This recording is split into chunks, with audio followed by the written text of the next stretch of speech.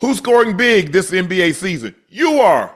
With all the new ways to get in on the action at DraftKings Sportsbook, an official sports betting partner of the NBA. From monster slams to dishing the rock to cleaning the glass, get behind your favorite player and prop bets you can make on DraftKings, home of the NBA player props. Ready to place your first bet? Try betting on something simple like picking how many points your favorite player will have. Go to DraftKings Sportsbook app and make your pick. First time, here's something special for you. New DraftKings customers can bet $5 and get $150 in bonus bets instantly. Take it to the rack with DraftKings Sportsbook. Every point counts. Download the DraftKings Sportsbook app. Use code MONEYMOVES. That's code MONEYMOVES for new customers to get $150 in bonus bets when you bet just $5. Only on DraftKings. The crown is yours. All right, listen up, taxpayers. It's time for what you all really tuned in to listen to me for. Financial advice. Tax season, Boost Mobile wants you to turn your tax refund into 6 months of saving. When you buy 6 months on their best unlimited plans, Boost will give you another 6 months for free. That's like 6 times 2 divided by 1, carry the, a really good deal. They told me I should have been a tax accountant. Well, would you trust me with your money? Well, that's great news because I'm not done yet. Visit Boost Mobile store during tax season and enter to win up to $10,000 to double your refund. Or if you're really good at math and money stuff like me, pay off what you still owe. Okay, time to take my financial advisor hat off and put on my lawyer hat. Requires upfront payment, tax and fees extra, terms and exclusion apply. Visit boostmobile.com for full offer terms and sweeps details. And now I get back to my boring old day job. Head over to your nearest Boost Mobile store and make the most out of your tax refund. This episode of Nightcap is brought to you by Cologuard, a non-invasive colon cancer screening test. Currently, colon cancer is the second leading cause of cancer-related deaths in the U.S., and it's on the rise in people under the age of 50. But when caught at early stages, colon cancer is survivable in 90% of the people, so screening and early detections are key to reducing overall colon cancer deaths.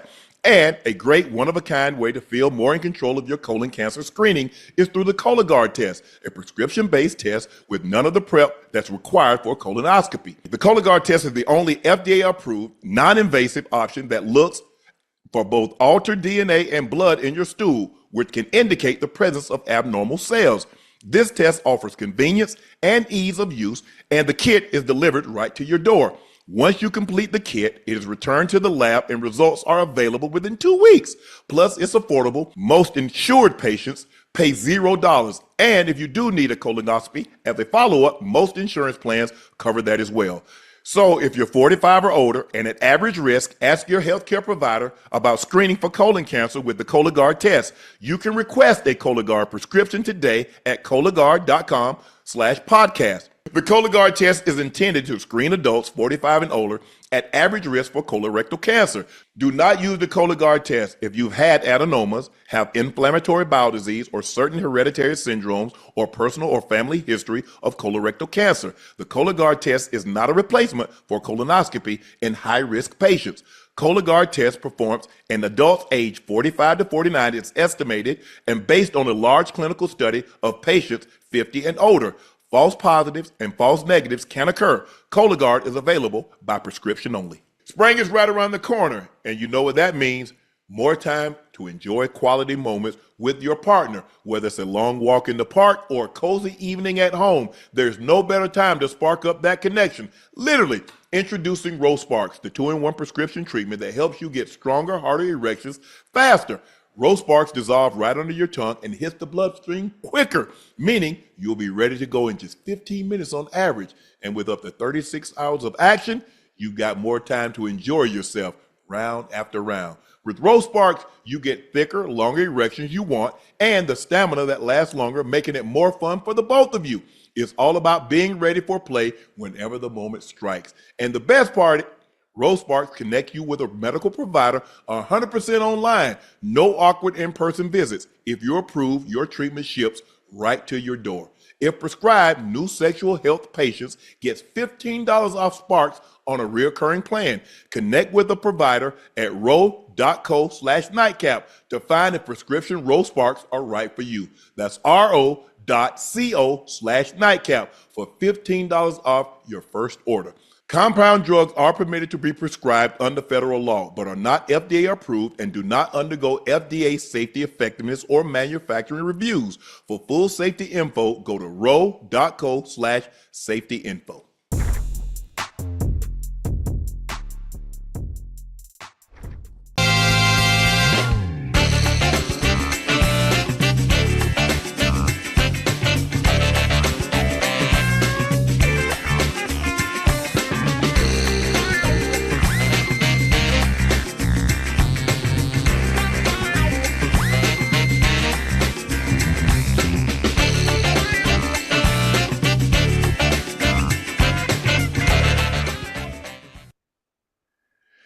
Hello, ladies and gentlemen, and thank you for joining us for another episode of Nightcap, brought to you by Boost Mobile. Visit your nearest Boost Mobile store or boostmobile.com to join their nationwide 5G network today.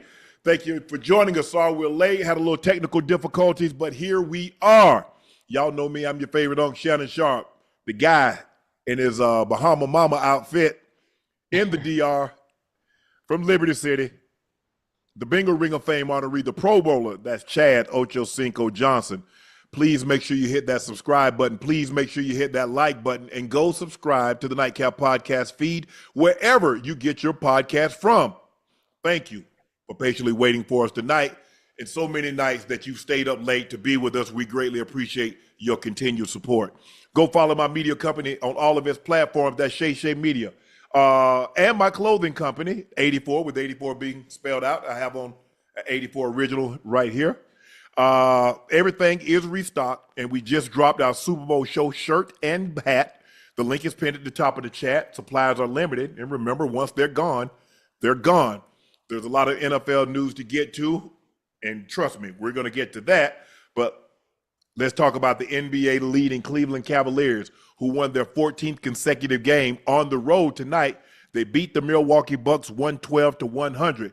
The Cavs just became the second team to win 14 straight games while scoring at least 110 points in each of those games.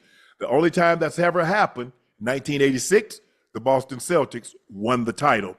Max Strus had 17 points to lead a balanced scoring attack. They had their 5 starters were in double figures. They got 38 points from their bench, 9 of their 19 made threes from their bench, and they pull away late and they defeat the Milwaukee Bucks 112-100. And it just goes to show you just how good this team is, because we know Donovan Mitchell can go off. We've seen him score 70. We've seen him have 50. But when you have a team, Evan Mobley, Jared Allen, Darius Garland, Strus, you got Ty Jerome, Hunter, Merrill, they really have a really deep team. This is going to be look. I still believe it's going to come down to them and the Boston Celtics. The Boston Celtics, they beat the Lakers last night. They look really good because you have a guy in Jason Tatum who's going to be first team All-NBA again this year. You have JB, Jaylen Brown, who's going to be probably second or third team All-NBA this year. Yeah. Al Horford played really good last night. You got guys that can make shots, Derek White. You got really good perimeter defenders and Holiday and Derek White, and then you got a bench. Man, Peyton Pritchard is unbelievable off the bench. He should be in the running for 6th man of the year. But tonight was all about the Cavaliers. They moved to a record of 54-10. The Bucks dropped to 36-27. The Cavs, Ocho, what do you like about the Cavs? I mean, listen, what they can do in their totality as a team. You just said it. I thought, obviously, when it's coming into the season, who would be the biggest threat for the Celtics coming off an NBA championship? To me, I thought it would be the Bucks. I thought it would be Bucks and Damian and Giannis, and that combination of what they had, similar to how Luke and LeBron teamed up. But before Luke even got there, I said, you know what? The biggest threat for the Celtics would be the Bucks. But watching the way the Cavs play as a team, obviously led by Garland and Donovan Mitchell, the supporting cast, the bench, everyone is scoring. Look how many players were in double figures tonight. Yeah. When you have all 5 starters. All 5 starters. When everybody's playing that complete and nobody is off, it makes it that much more difficult for them to be beat. And I wouldn't be surprised. Hell, a lot of people shouldn't be surprised. I mean, most people will call me a casual. Those that are actual NBA fans won't be surprised if they do unseat the Celtics as the NBA champions this year. Yeah, I think it'll be a deep series. It's going 6 or at least 7. I thought the Knicks would be there also because the addition of Karl Anthony Towns. I like that addition better with the Knicks more so than I like Julius Randle. What's up? Timeout. The Knicks, Uncle, you really put them in that running? No, I said I thought coming into the season with the addition of Karl Anthony Towns with Jalen Brunson. Look at what they did last year. They're only a two-headed monster, though, Unc. I mean, we talk about scorer that's able to actually score and put the ball on the floor and just score at will. It's only Jalen Brunson and Karl Anthony Towns. That's it. But look at what they got. They got Anunoby. They got Mikal Bridges. They got Josh Hart. Mitchell Robinson hurt. Him going out because now Cat's spending a lot of time at the 5, and he likes playing at the 4. So if you'd had Mitchell Robinson and Cat, sometimes and you got Precious Achua. They got a deep team. They do. I thought considering they was going to be healthy because you got a guy in Cat that can dominate. Yes. Jalen Brunson, we know he can dominate. Bridges can give you quality points, and they got great defense. OG can defend. Josh Hart can defend. Mikal Bridges, he doesn't miss games. He can defend. So they had it all. I thought Cleveland would be there, but I didn't see 54-10. Now, did I think there would be a top 3 team? Absolutely. Right. You probably thought Philly would be there also with Joel Embiid, Paul George, Tyrese Maxey. You probably thought those guys would be there. But injuries, maybe Miami, but Jimmy Butler, he got nicked and he was unhappy and they moved him. So right now, looking at the East, it's a two-headed monster. It's the Cavaliers and the Celtics. It looks like the Cavs are going to have home court, but Boston have one of the better road records in the NBA. So it's not going to be easy. Do I believe the Cavaliers can have this kind of balanced scoring and win? Nah. One of those two guys, Garland or Mitchell, is going to probably need to be 25, 30, and then everybody else chip in. But I don't think because with JB and JT teaming up for last night, they went for 70, and probably on average they're going to go for anywhere between 50 and 60 on a given night. You're going to probably need a little bit more from your big guns. But the Cavaliers look really good. And when you have a balanced team and your bench comes in, they give you 38 points on the road. They give you 9 of the 19 threes that you made on the road. And they got to shoot. They got great outside. Wade was 3 of 3 from the three-point line. Hunter did not shoot the ball particularly well last night, but he's in the running for 6th man of the year. Ty Jerome can shoot it. Merrill can shoot it. They're going to be a tough out, Ocho. They're going to be a tough out, but the Celtics, man, they deep. They come in with that second unit, and they pick right up. It kind of reminds you of like what what the Warriors used to be. Remember, they bring their second unit in with Livingston and all those guys, and if it was like a 3-4 point lead, by the time Clay and Steph and Draymond came back, it was a 10 or 11 point lead. Or if they were behind, they came back, the game was tied. So I see a lot of this from the Cavaliers also. I like their bench. I like their depth. Their starters are really good. Evan Mobley is a defender who's gotten better offensively. You know what you're going to get from Jared Allen. You don't have to run plays for him, and he can rebound. He can score the basketball. A lot of lobs. He's going to get a lot of his points off the glass, rebounding, rolling to the rim. But it's going to be led by that 3-headed monster of Garland, Mitchell, and Mobley. And if they keep playing the way they play it, I like them. I still believe it's going to come down to them and the Celtics in the Eastern Conference Finals. But it's going to be a good matchup. It's good. That's probably what it's going to come down to. It ain't probably. That's probably what it's going to come down to. Long as there are no injuries, which I doubt that's going to happen with it not that much time, not that much season left into the regular season. So listen, I'm excited. I'm excited. I'm excited for the Cavs, bro. I'm excited for the Cavs, especially what they've been through, especially once LeBron left, and how far they had to come to get to this point where they are now. Well, so even without King James there, they legit have a shot. They legit have a shot. What happened? It was a situation where Donovan Mitchell wasn't happy and he asked to be traded. That was the only way. Yeah. You got to get a superstar. Yeah. If the superstar leaves, you have to replace him. Yeah, but that's not the only answer. Not only do you have to have a superstar, but you have to have that supporting cast. Hell, even Batman, now you ain't gonna have no success unless you got your Robin. But here's what happened. Think about it. LeBron leaves, and that means you lose, and now you're drafting high. You getting a Darius Garland. You getting a Evan Mobley. You getting guys like that. You make a trade for Jared Allen. Yeah. Now, and all of a sudden, like, hey, man, I kind of like it over there. Donovan Mitchell said, and boom. So now you got Garland, a draft pick. You got Evan Mobley with a top 5 pick. You got Jared Allen, who can rebound, can defend the paint. You don't have to run plays for him, and he can get you a double-double. And you got a bona fide superstar in Donovan Mitchell, who's an all-NBA, a perennial all-star. Now you got your team. Now let's build it out. Right. Now let's get us some depth. We make the trade for DeAndre Hunter. We get, we got Ty Jerome, and you move Strus into the starting line. Be good. I mean, sometimes you have to have a little luck. You have to have a little luck, and you get lucky. You got draft compensation, Ocho, that you can ship some of the pieces out because you gave up Colin Sexton, who was a high draft pick. You give him up. You gave up another couple of draft picks, and you get Donovan Mitchell. I like what you just said. The key word you just said there, obviously drafting right, but also luck as well, because you already had high draft picks. You had picks that came in that were high draft picks that you had to let go, and you got others. They were able to fill those spots and fill those voids, but the team they have now, and the players they've acquired all play well collectively, and I think that's the hard thing to do, because you look at some of the top 3. I call them the big 3. Some of the big 3 faces that we thought would be in the playoffs or playing well, a la Paul George, Embiid, even just those 3 together. Forget the injuries part; they still haven't lived up to what we thought they would be. That's because Joel Embiid, started the season banged up. Paul George started the season banged up, and he hasn't been able to find his rhythm. Tyrese Maxey's playing extremely well. He's averaging 25, 26, 20, maybe even 27 points a game. So he's doing what you thought he would do and what you would hope he would do. It was you missing Joel Embiid somewhere between 28 and 32 points. You missing Paul George somewhere between 19 and 22 points. So you factor that in. Now you're getting 80 points. Now can we get the bench to give us 35? Lee, man.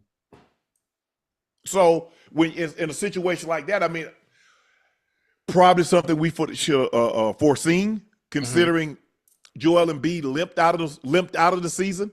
You're gonna limp in. And as soon as the season was over, 2 months later, he was on the Olympic team, the U.S. national men's team. Didn't take the rest. He didn't get fixed probably what he needed to get fixed. So guess what? He limped into the season. And guess what he's doing now, Ocho? Limping out of the season. Yeah. I have a question. Yes. Be honest. Be honest. Even if you had the injury, if you were Joel Embiid with the opportunity to represent your country at the Olympics, knowing that it comes around every 4 years, what would you have done? My obligation to the 76ers. 76ers got 5 years at $240 million on the table. How much you make? I get it. I get it because America, he's from Cameroon, and America has given him everything and more he could have asked for. Yes, now, sir. a lot of that has to look. He came here. This is the land of opportunity. Joel Embiid had a talent. God blessed him. He hit the genetic lottery. He's 7 foot tall. He's extremely skilled. And boom, he parlayed that. But Ocho. Yes, sir. Your obligation, Philly. Yeah. It gave you generational wealth. Not to the United States national men's team. Not and the gold medal, don't get me wrong, you're representing your country. Right. But bro, you were injured. You limped out of the season. Right. Shut it down. Get healthy. Right. And then say, you know what? Hey, 28. Boom, your boy here. Nah, no, absolutely not. For me, the most important thing. That's why a lot of times, man, when I was in a contract year, man, I ain't trying to go to no Pro Bowl. I ain't trying to get up out there, Ocho. Not doing. Man, I'm just trying to get nicked at the Pro Bowl. Yeah. Man, please. Right. Like I said, maybe it was the swan song, wanted to get opportunity because LeBron is not going to be there in 28. Steph probably not going to be there in 28. KD say, hey, look, if I'm still hooping to the level and I'm able, hey, I like to play 20 and I like to go for 5 gold medals. He has the most, he has 4. But KD says, hey, yeah, I would like to try to, run it back on home soil. And maybe Joel, that was something, Joel, but for me, I'm always going to be in a situation where I look at who's paying me. That's where my obligation lies, is that who's paying me. So that's just me. At the end of the day, he did what he wanted to do. He did what was in the best interest of them. And I know, look, they was looking at France and Wemby and Yabusele, and you got Giannis, and you got Yoke. So you knew probably you're gonna run into those guys, and you needed somebody to deal with Yoke. You needed somebody to be able to, to handle the bigs and for other countries, even though it would. I get all that. I honestly do. I really do. I don't want people to think I'm not empathetic and understanding. But a team invested 5 years at $240 million. They just gave him a 3-year Ocho. They gave him a 3-year extension for $193 million. Yeah, I understand, but honestly, if you ask people, especially that would be in his position, what they would do. If you ask 100 people, you get 100 different answers. Huh? That's why I was curious to what you would say, and I'm curious to the chat. I mean, obviously putting yourself in his shoes and his situation with the opportunity to represent, obviously the USA. Just everybody's answer would be different, but I understand, where you coming from. You know what I think it is, Ocho? It's my mentality that I play football and my money isn't guaranteed. See, he did that because he knows his money is guaranteed, so it doesn't matter. It changes everything. Yeah, hell yeah. It's kind of like a salaried worker. They take PTO. Well, if you're not a salaried worker and you only get paid if you show your black ass up to work, that changes things. Trust me. I had manual jobs that I only got paid if I showed up to work. It's a whole different ball game if you salaried. And you know what I'm saying? Hey, when you salary, in a situation where you salary, hell, I take CTO, choice time off. I'm choosing not to come in today because I'm going to get my check. Mm-hmm. Well, when you work in manual jobs or you work in an hourly job, right? NBA, that's guaranteed money. MLB, that's guaranteed money. NHL, that's guaranteed money. NFL, that's not guaranteed money. So maybe that's what's clouding my judgment, Ocho. Now, don't get me wrong. I think a gold medal is very important. I mean, hey, representing your country and for maybe an event, maybe a week, maybe 2 weeks, we're one. It's us against them. Yeah. I don't care if it's a European country. I don't care if it's an African country. It doesn't matter. We USA. We're the Stars and Stripes. We're the red, white, and blue. And we're against everybody else. Yeah. Okay. But like I said, I think it's my being in the NFL, like, man, I ain't finna mess up my buddy. Right. Ocho, Shai Gilgeous Alexander scored 40 points today as the Thunder defeated the Denver Nuggets 127-103 in the battle of the two of the top West contenders. But the big news came when Nikola Jokic became the first player in NBA history to record a 30-20-20 game in overtime win against the Suns. Jokic finished 31 points, 21 rebounds, and a season-high 22 assists. He ranks third in points per game, 28, 30 rebounds per game, 12.8, second in assists per game, 10.4 this season.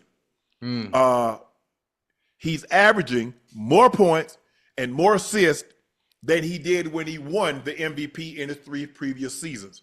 The only thing that's working against him is Shai is playing out of his mind, and they're the number 1 seed. Crazy. Any other season, you could make a case that Yoke would probably be trying to go for 5 because Joel Embiid clipped him 1 year. He finished second. He won it last year after the previous 2 years of being back-to-back. Embiid clipped him, and then he comes back and wins it again this year. But Yoke, what do you say? I don't really know what to say. What word, what adjective do you want to use to describe what you're seeing from Nikola Jokic?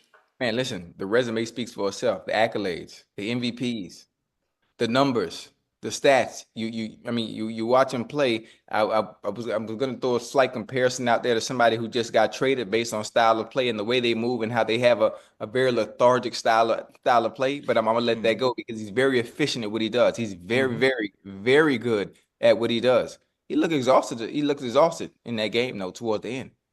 Who, that Yoke? Yeah. Yeah, because they played. I'm not trying to say he's out of shape or nothing. I ain't trying to say he's smoking hookah and beer or nothing like that. I'm just saying. Oh, he gonna get his beer on now. He drank his beer. But here's the thing, Ocho. He played 41 minutes. There only 48 minutes in the game. He played 48. Jamal Murray played 42. So that's normally, they don't normally play. You normally get to 40 minutes once you go overtime or you go double overtime. Guys are not, especially as they start to age, they don't normally play that many minutes in a regular season game. Now, a postseason game, hey, I'm trying to win. Every game matters. Yes. Yeah, they're not catching. Nobody is catching OKC for the top seed. Now you're jockeying maybe 2 through 6 because you want to stay out of the play-in. 7 through 10 is the play-in. Anything above that, your position, you jockeying for position. Lakers right now, I think they have second. Percentage points is going to go back and forth. LeBron got injured last night. We'll see how that plays out. And then you got Memphis, you got Houston, you got Golden State trying to climb up the ladder. But basically, you're trying to stay in that 2 through 6 range because you're not catching OKC for the number 1 seed. Yeah. But when you look at what Jokic is doing, and like you said today, 24 points, 13 rebounds, 9 assists. He had a steal, and he only had 2 turnovers. But like you said, they didn't shoot the ball well. He was 2 of 10 from 3. Jamal Murray was 1 of 5 from 3. Michael Porter Jr. was 3 of 8 from 3, even though he shot the ball from the floor really well. But if you go look at it, Porter Jr. played 38 minutes. Yoke played 41 minutes. Murray played 42 minutes. Yeah. Even Russ played 31 minutes. Russ did had he was 1 for 9, 1 of 5. They didn't really get a whole lot from their bench. They only got 11. What did they get? 11. They got 14 points from their bench. And that's the problem too. The inconsistency with their bench. Joker is good. Murray is good. But listen, there's one other team outside of OKC where they play collectively great.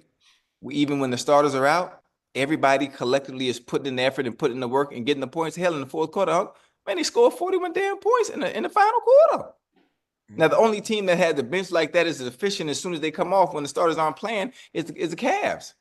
It looks exactly the same way. Okay, you know what? I don't have a problem. Even though it's a game of runs, I know my second unit can come in and still keep the game going. Still keep the game going forward where we're in the lead. We're still in contention where we don't have to come back into the game and have another run where we have to either catch up or try to decrease the lead.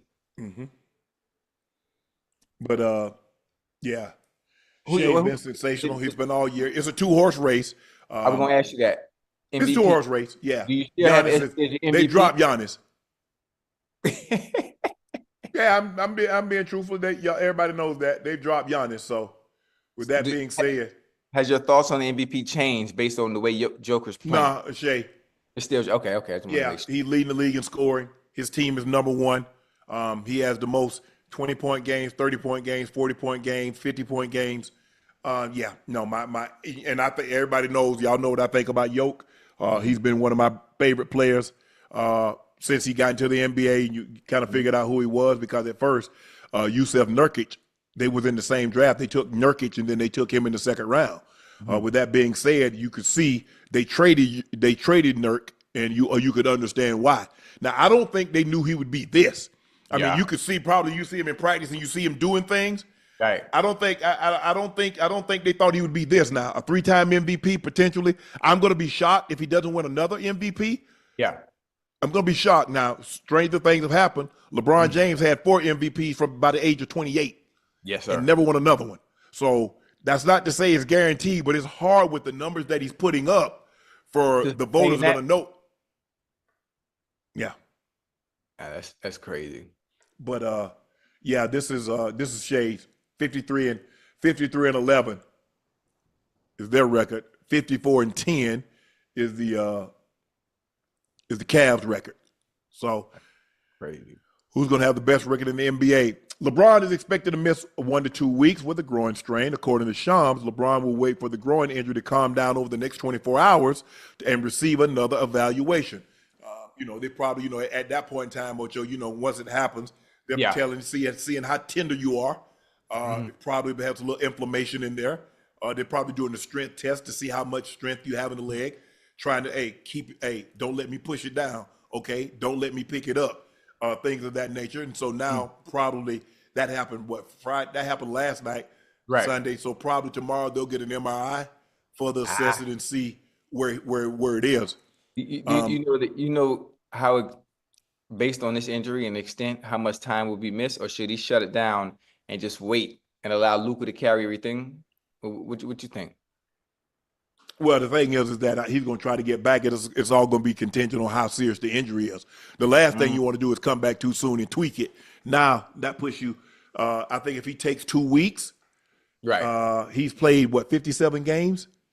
He just needs another 8 games to qualify for all NBA things of that nature. But during the 2 slot, you don't want to slide all the way down. Now, they do have Luka.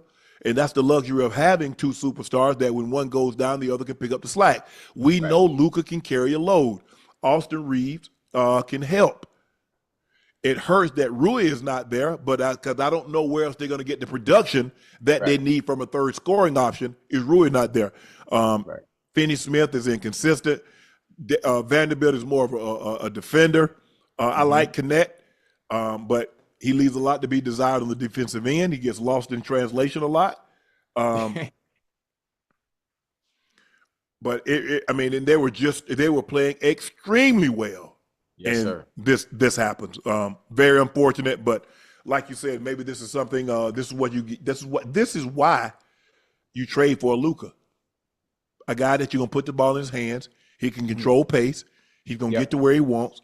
All you gotta do is knock down shots because he's gonna find you. Now they're gonna blitz him. They're gonna try to get the ball out of his hands. They're not gonna let him beat you. Somebody's gonna be open, no matter what. Yes. When you get the ball in your hands, you got to make your shots. That's all it comes down to. That's what it comes down to. Ocho, the Bills and Josh Allen reached an agreement on a new record-setting contract, 6 years, $330 million, a contract that includes a quarter of a billion. The largest guarantee ever given to an NFL player. Allen had 4 years left on his deal, but the Bills will reward their franchise quarterback with a new benchmark deal.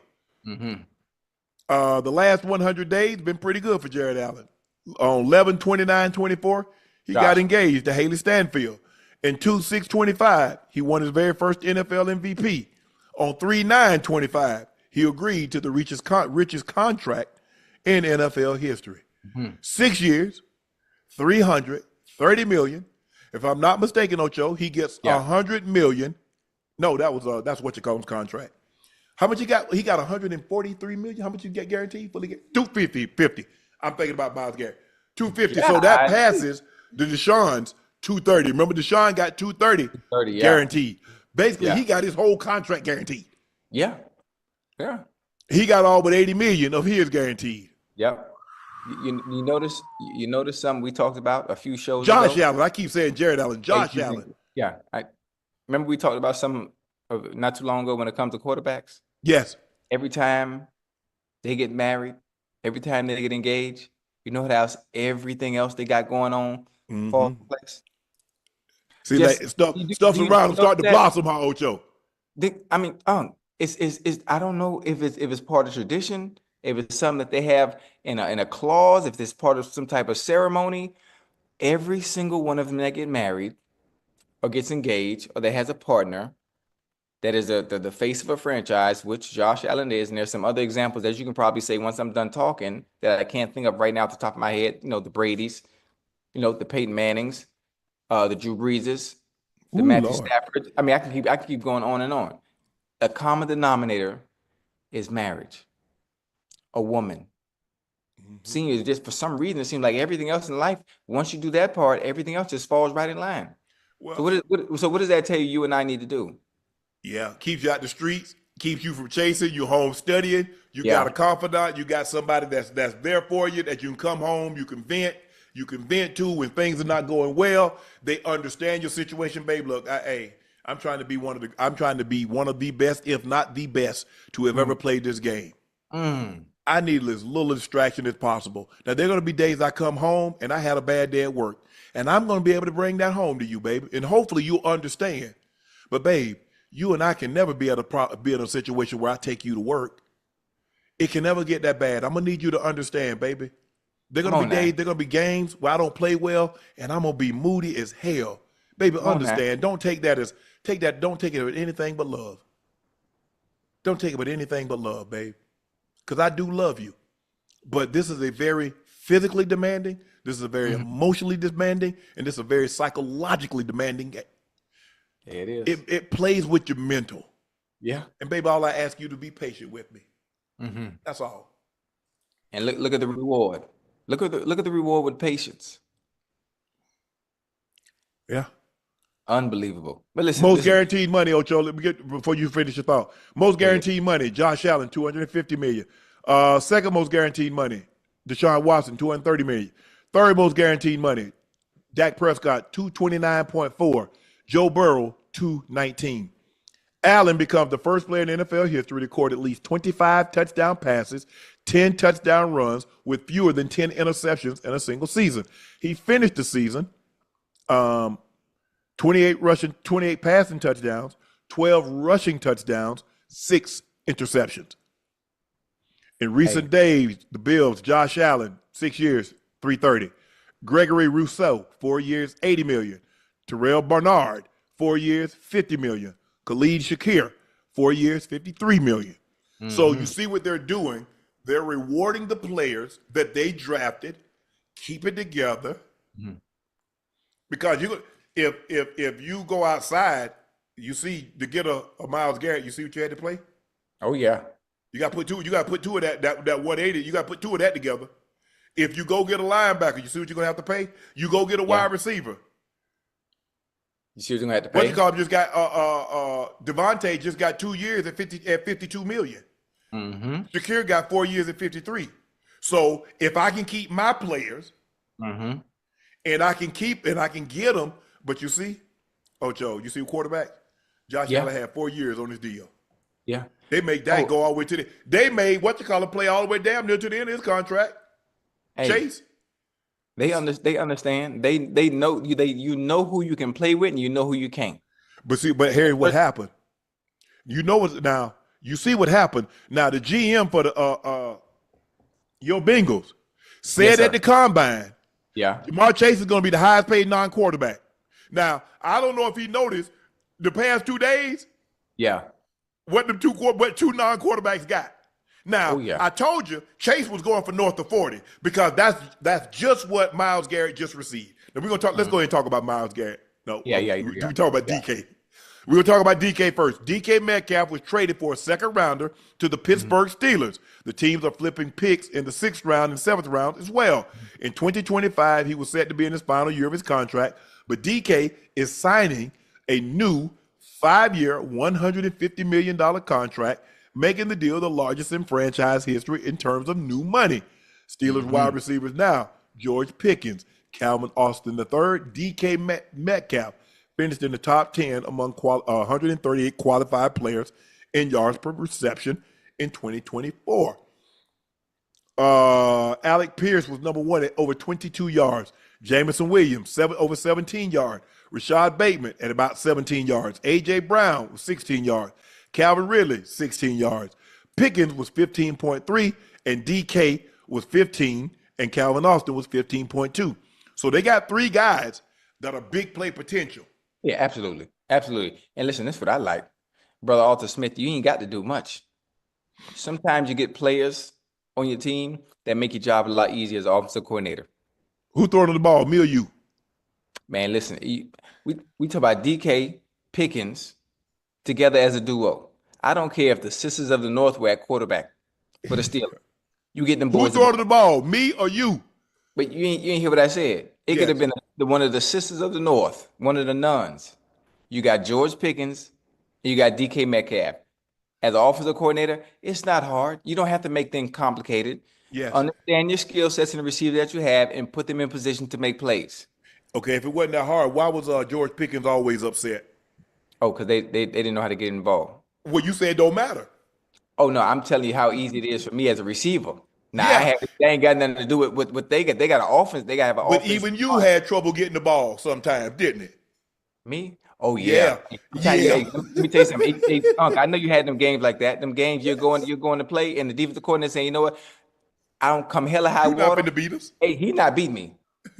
Not today. I hate those kind of days, and you have to weather the storm. Yes. Obviously, George Pickens being young, he didn't understand that, but he had his fair share of those games. And George Pickens looking like, hold on, wait a minute now. What about me? Oh, hey, listen. Remember I told you. I told you I talked to Pickens, right? Remember I told you? Yeah. I guarantee he don't have no problem this year. I But hope I not. guarantee you, wait, listen to me. You trust me, you ain't gonna have from pick. Even if he doesn't get a contract extension this year, after he plays this year out with no issues, watch what he get next year. Mm-hmm. Yeah, he gonna be all right because it's money time now. Ain't no time to play with your bag. You work too hard to get to the point you at now. You know, you've had your ups and downs so far early in your career. You know, we've had a conversation and with great understanding. They're not gonna give you too many chances, but there are too many opportunities for people that are waiting right behind you. You can't blow the chance because you only gonna get so many opportunities. But he gonna be all right. He gonna get his money. He might not get it this year. You know, this would be somewhat of a trial year to see if you can, for one, you know, do things the right way, not be a distraction, be on time, you know, and show up week in and week out with a positive mindset and contribute hard all the time and get the job done. Then you'll be rewarded on the back end. I mean, pretty soon, Watt's gonna want. Hey, like, hold on, bro, man. Who? Y'all see what all these guys got? Make it. Wait, who? T.J. Watt. Oh. yeah. Oh, yeah. Hold on. TJ Watt in top three of his position now and getting He ain't paid. got no guaranteed money. He probably got no. Where's T.J. Watt? He probably ain't got no He guaranteed definitely- money on it. No, not no more. No, not no more. And what happens when guys don't have guaranteed money? They start requesting phantom trades. That's the quickest way to get some money, Ocho. Yeah. Mm-hmm.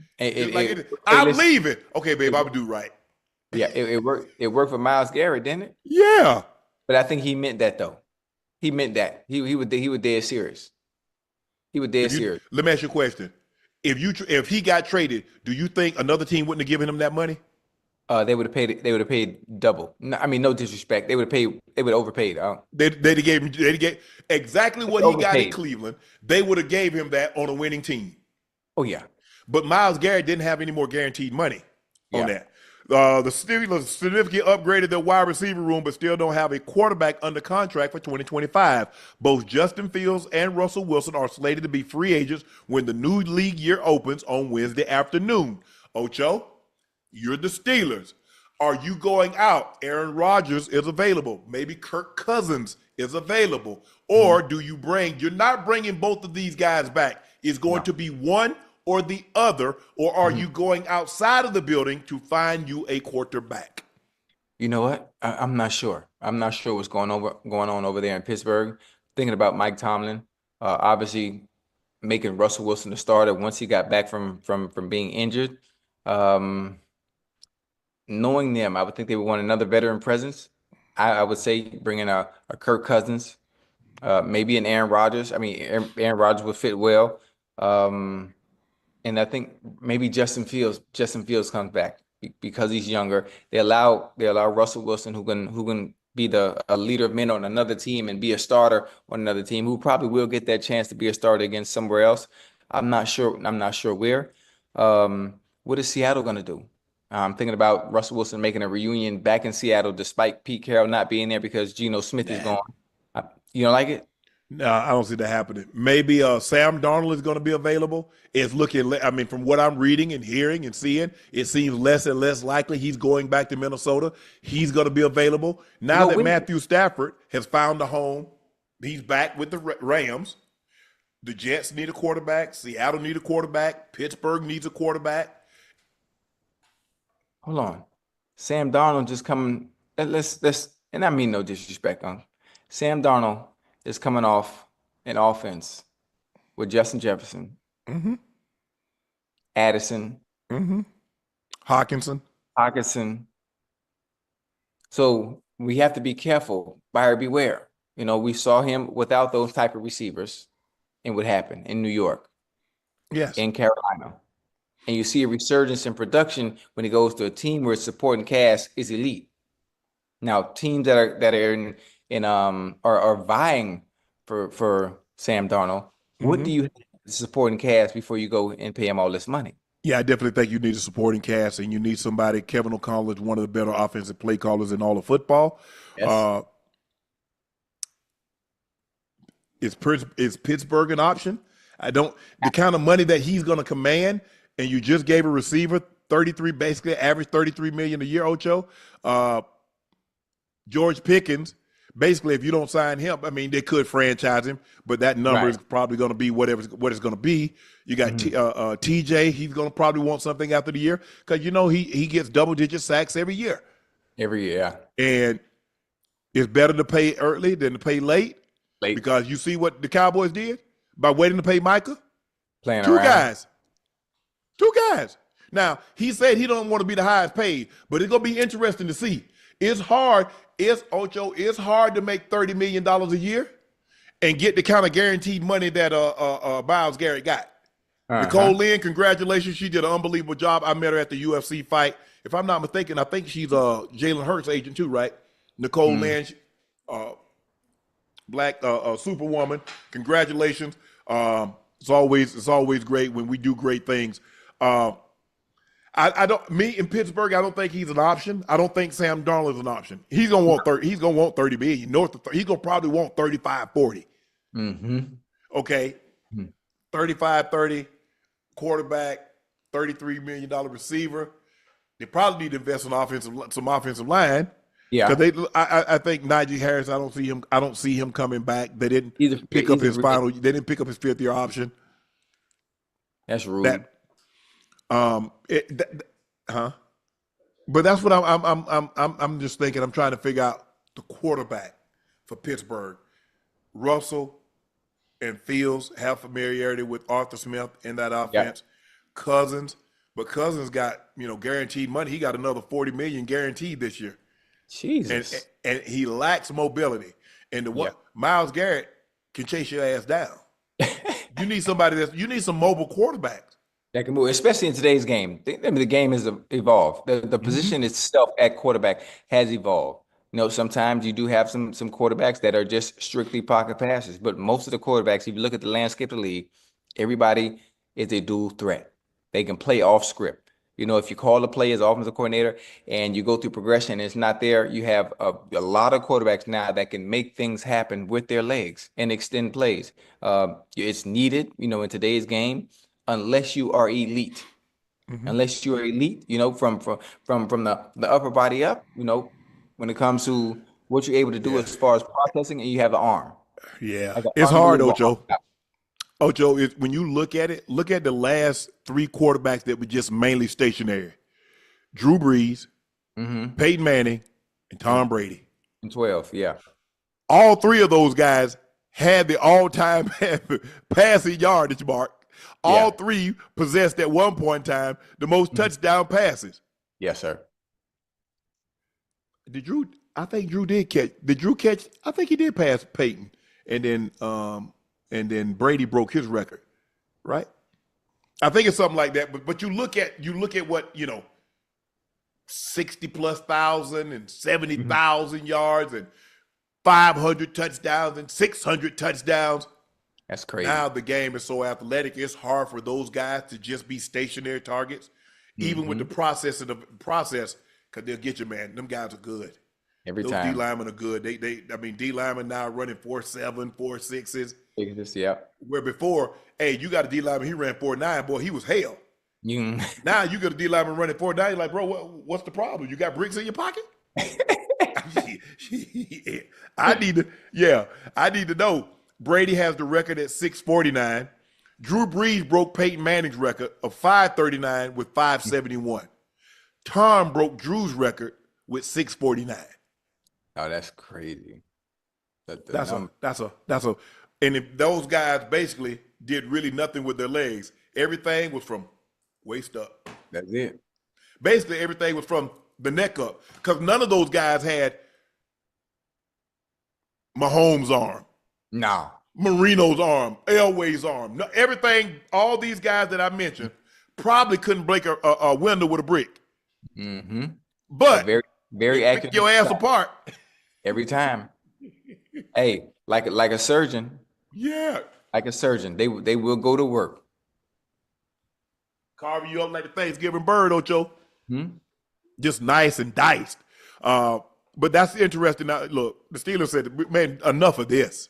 Because the Steelers don't normally, Ocho, the Steelers, you play in that division, so did I. They don't Mm-hmm. normally. This is not the kind of moves they normally make. No. And actually, they have to do this though, you know, in order for things to change, you have to go outside of your normal routine. Mm-hmm. You gotta do things you haven't done. If the way you've been doing it, it hasn't worked and it hasn't been working, obviously you have the rumblings from outside. Should Tomlin be fired? Should Tomlin come back? You gotta change things, you gotta change up the way you do things. And this is kind of out of character for them. And they went out and made some moves that they feel necessary to get back in contention. Not only in the AFC North, but get back to the winning ways that have always been a part of, the Steeler organization in general. And how do you do that? By doing stuff like this. Now you need a quarterback, though. Yeah, because the Steelers normally they believe in their players. They reward their players. They don't normally take on Another team. burdensome or cumbersome contracts. Right. That's not what they do. They signed Russ, but Denver paid the bulk of that salary. They gave him a minimum. Denver was paying that 38 or whatever the millions were. 39. Denver paid that. You go back and look at it. They normally get off their receivers. Look at Yancey Thigpen. They let him go. Plexico, they let him go. What's your guy? Santonio Holmes. They let him go. Sanders. They let him go. Emmanuel Sanders. They let him go. What's the guy that had speed for days? Mike Wallace. Mike Wallace. They let him go. You see them go? They let him go. This is normally, if you go back and look at it, this is not what the Steelers normally do. But this is also the funny thing. Look at all the names you just named, right? Do you understand? All of them came back to back to back to back. Yes. So nobody can draft receivers like the Steelers. Or that's one thing they can do. They can draft receivers, Ocho. The Steelers and the Bengals. It's something about that receiver. You got to look. If you can go back as far as you can, the Bengals have always drafted well when it comes to receivers because every year, after an era ends, they got another one. They had Juju? Yeah, I forgot about Juju. I was in Cincinnati. Hines Ward?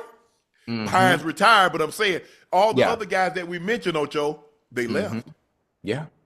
Antoine Randall left. I mean, you go back and look. I think he came back, though. He came back. I think he went to Washington, and I think he ended up coming back, if I'm not mistaken. Don't quote me, but I think he might have did come back. But so this is very out of character, uncharacteristic of the Steelers. Trading for a guy, paying him a ton of money.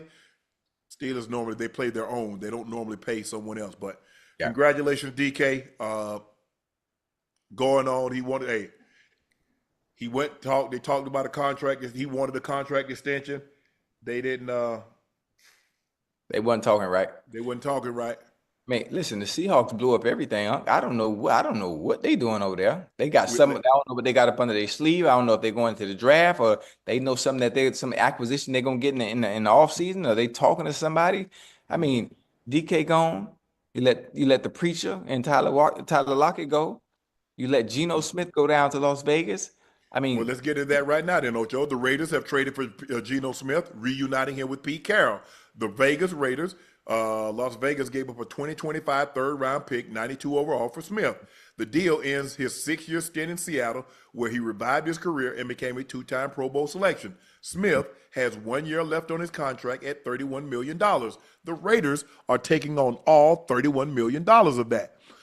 It's surprising that the Seahawks are blowing this thing all up, Ocho, considering they were 10-7 last year. Geno gone, DK gone, Tyler Lockett gone. What's going on, Ocho? Hey, but listen, boy, if I knew the answer, I'd tell you. I don't understand what they're doing, especially based off what they did last year.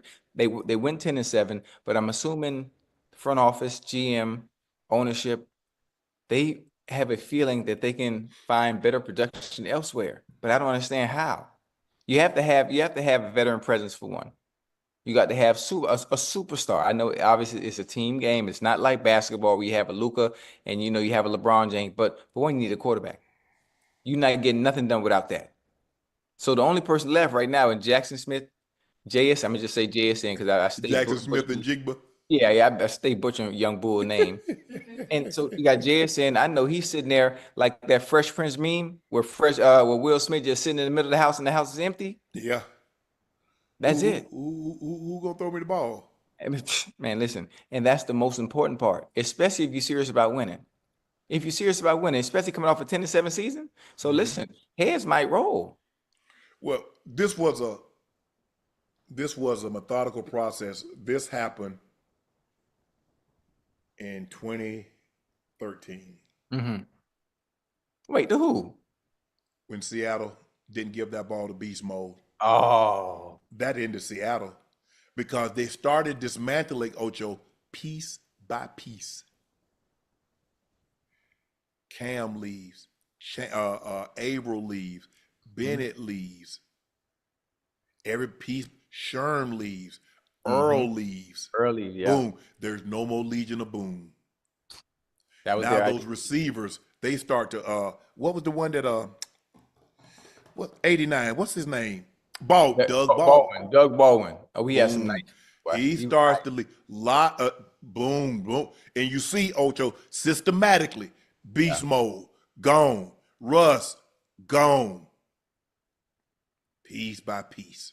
It's the nature. Here we are. It's the nature of the business. It's a slow leak, and you never notice it until all the water's gone. Yep. And that's exactly what they hit now. All the water is gone, and you got one dude standing there. Well, this is what y'all left. Oh, and remember they ended up letting B. Wags go. Malcolm Smith gone. Yeah, they did let Bobby go down to the Commanders. Yeah. That's crazy. So that was the beginning of the end.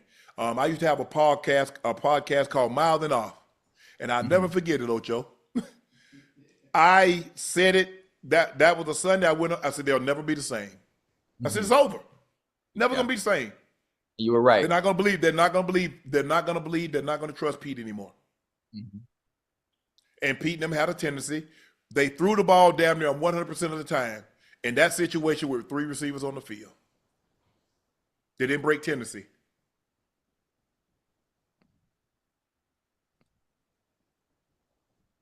Got to break tendency. Yeah. Sometimes you have to scout yourself. I mean, we would always, after every so often, we take time to scout ourselves, Ocho. In this formation, we're 80% of this. We've got to break tendencies. Right. In this formation, we're 90% of this. In this formation, we throw the ball 100% of the time. We got to run it, some guys. You've got to, sometimes you have to scout yourself. And you don't want to have to do it after something catastrophic has happened. Yeah. Probably they go back and look at it. Man, that 3 receiver said, well, man, we throw the ball. And you run that. The moment that slot receiver is pressed, you got an audible. Yeah.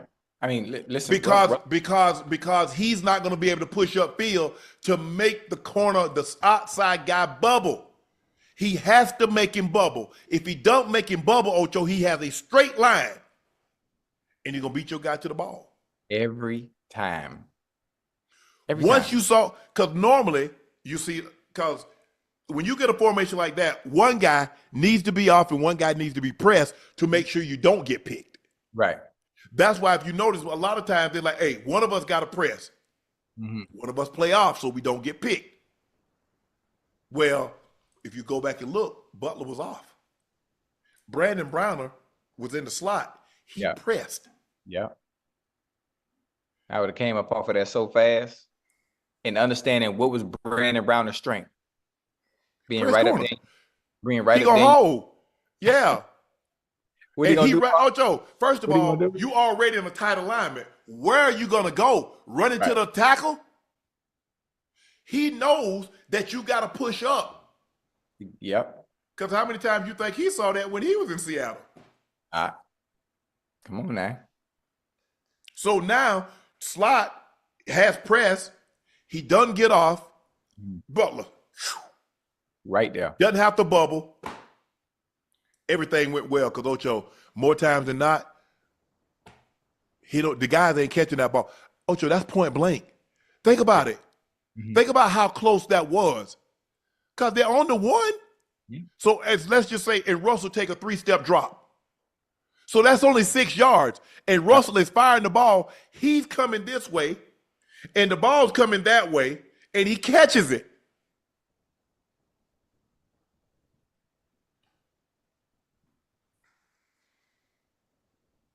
He catches it. Yeah. That's crazy. It is. But Seattle, I hope y'all guys know what y'all doing because that division, I think it's all going to be contingent on what happens with a Purdy. I'm sure they're going to try to get him done. Mm-hmm. The Rams look good. They got Davante now. They got Puka. They got Kyron Williams. Stafford is back. They got a defense. Defense is really, really good. You know how difficult it is to go from, well, Cooper Kupp hasn't been released and hasn't been traded yet. Mm-mm. What happened if they keep Kupp? But they can't with that cap number, right? With that number, No. huh? You know how Yeah, they're hard going to take a pay cut. You know how hard it is to go from one route runner to another that just as good, if not better, and bringing Davante Adams in the right type of system. Mm-hmm. Man, it's finna be beautiful over there. Ocho, Myles Garrett and the Browns agreed on a contract extension to make him the highest paid non-quarterback. That title reborn was had been Max Crosby for all of 24 hours. The new deal comes after Garrett requested a trade and Browns owner Jimmy Haslam reportedly refused to meet with him. Well, they reached an agreement today on a record contract extension that averages $40 million per year and includes a $123.5 million in guaranteed money. Now makes him the highest paid non-quarterback in NFL history. It also guarantees him $100 million in the first 3 years. It gives him $1 million offseason workout bonus. Garrett agent Nicole Lynn of Clutch Sports finalized the deal today. Oh, let me guess. I guess LeBron had something to do with that because y'all consider Rich Paul can't do nothing without LeBron. Right. But Nicole, congratulations. Clutch, Rich, congratulations. I like to see us win. I like to see us do big things. And I pull for you guys. Congratulations on the contract. You too, Miles, because you're the one that had to put the work in. But I'm glad you got something that you feel comfortable with, and hey, you going back. You're staying in Cleveland. Yeah, and listen, a lot of people say, I saw a tweet today, and I looked at him like the tweet was along the lines of, I thought he wanted to go to a winning team. Oh, we stayed for the money. I thought championships were all that mattered, and I thought about it. And to some people. Yeah, to some people. I mean, listen, championships are a great thing. Obviously, it's a team achievement, but to be on a team where you're afforded the opportunity and the chance to actually compete for a championship is a great thing. But it doesn't happen for everybody. No. Everybody in the ring. Everybody shouldn't win a championship. If every great player won a championship, what's the significance of winning a championship then? If every great player was guaranteed to win one. That's what makes the championship so special, because everybody isn't guaranteed, and sometimes lesser tier players win one or multiple. Yeah. Okay. Happens. It does. But I know one thing, if Haslam had gave him that conversation and he had got up out of Cleveland and was on the open market, I mean, that deal would look a lot bigger than what it does now, even though it is great. Yeah. I think Ocho looking. I think he had another year or 2 years left on his contract, but he had no more guaranteed money. Right. See, you go ask nicely, they go like, nah, you signed the contract. You say trade me, and you know suitors are going to be lined up out the yin yang. Yeah. Especially for that type of player. Absolutely. It won't work for everybody now. No. Some people, you notice some people ask for a trade and you see what they did. Okay, yeah, you can get that. Here you go.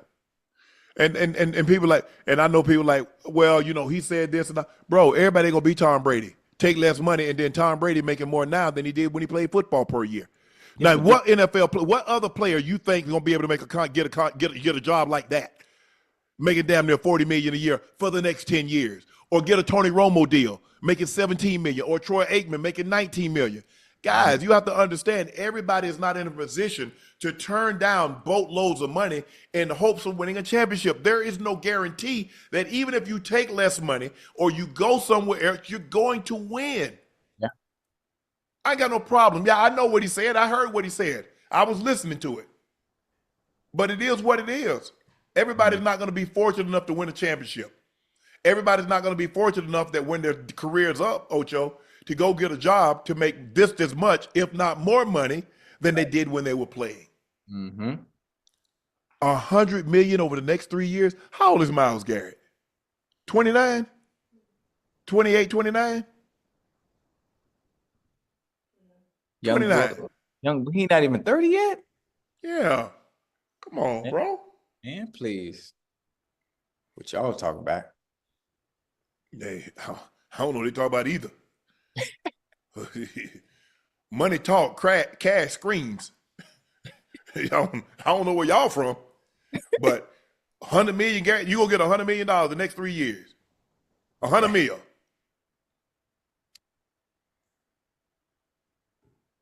It's a beautiful morning. Maybe I chase a ring later in my career after I've made $200 million. Yeah.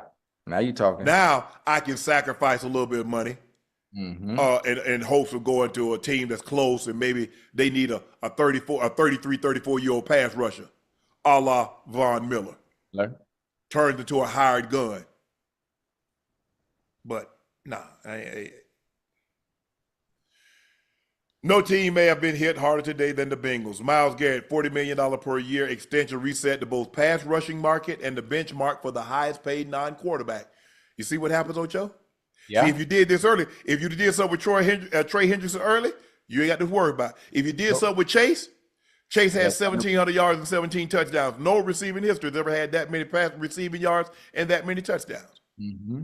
And then you combined it with the Triple Crown. You got to pay double for that. Matter of fact, you got to pay triple for that. And your GM said, he's gonna be the highest paid non-quarterback. That's him. But hey, see, sometimes Ocho, every time you open your mouth, a toe pop out because your foot in your mouth. Bloop. Highest paid, bloop. Non-bloop. Mike Brown, cheap ass. My bad. Mike Brown, cheap tail. Probably say, hey, why you talking? You giving away my money. Hey, Ocho, you know when you were a kid, you just know people. I see kids in the store, they just putting stuff on the counter. They parent, put that back. They're putting more stuff up there. No, I say put it back. Don't put no more up here. Right. That's what Toby did to Mike Brown. Whoa. Now, you know you got to trade Trey. He done saw one guy get $35 million and another guy got $40 million. Mm-hmm. And you think I'm going to sign for anything less than $30+ million? Oh, no, I wish I might. Yeah. And listen, they don't have no choice, but to pay. And you already franchise T, so and you can't. You see, the thing is that when you give players bonus, you can spread that over the life of the contract, Ocho. Right. So now, in other words, you prorate it. Well, with T, it's 1 year deal. Where you gonna spread it? You can't. So now you stuck with $26 million cap hit. Chase, you're going to have to get Chase. Chase going to be looking to get $100 million over the first 3 years. 3 years, yeah. You got to. You ain't got no choice but to do right. And they not finna play. He not finna play. Who is agent? I'm not sure who his agent is. I'm not sure. But whoever his agent is ain't finna play either. Especially with what happened last season. Absolutely not. All I'm going about is what you told me. You told me Chase was going to be the highest paid non-quarterback. I didn't ask for that. That's what you said. Now, if it's a lie, you said it. Mm-hmm. Do I need to? Hey, and we're in A Few Good Men when they asked Colonel Jessup, when Kathy asked Colonel Jessup, do you need me to play back what you said? He says, no, I know what I said. You said, hey, men follow orders or people die. That's what he said. Yeah. So did you think, this old man don't know what he's talking about? Let's do no, Kathy. Men follow orders or people die. Yep. Okay. Simple as that. Oh, Chase got Rocky Arsenal. Okay. I'm not surprised because Rocky is from New Orleans area. He had Marshall Faulk. He had Zeke. I know. He got T. Higgins also. So Rock will get that money. Get that money, Rock. Get that money. Ocho, DK Metcalf, $33 million a year. What you think T asking for now? See, you see what I mean? Now, listen, as my Bengal fans, they've been getting on my head too now. They've been getting on my head, talk about what you doing. You always talking, we want T here, and it sounds like you don't know. What I want for T to do is to get as much money as he can. After getting franchise tag 1 year, in a year, I give him discounts. Ocho, not my first big contract. Maybe down the road. But I can't give you a break the first time out the gate. Yeah, I mean, listen, I say it all the time, but for selfish reasons, fans of certain teams are only focused on what's best for the team and not what's best for the player itself.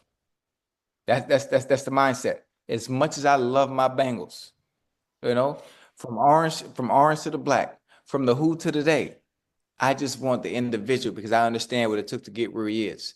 I understand what it's like to be franchise tag and feeling like a player like, well, damn, you don't value me? Mm-hmm. You don't value what I bring to the table? Because to me, most of the time, you franchise me the first year, that's all it says. Because if you did value me, you would pay me. And now here we go again. You know who else watching this with big eyes? Who that? David Muguleta. You know who that is? That's Micah Parsons' agent. Oh my goodness.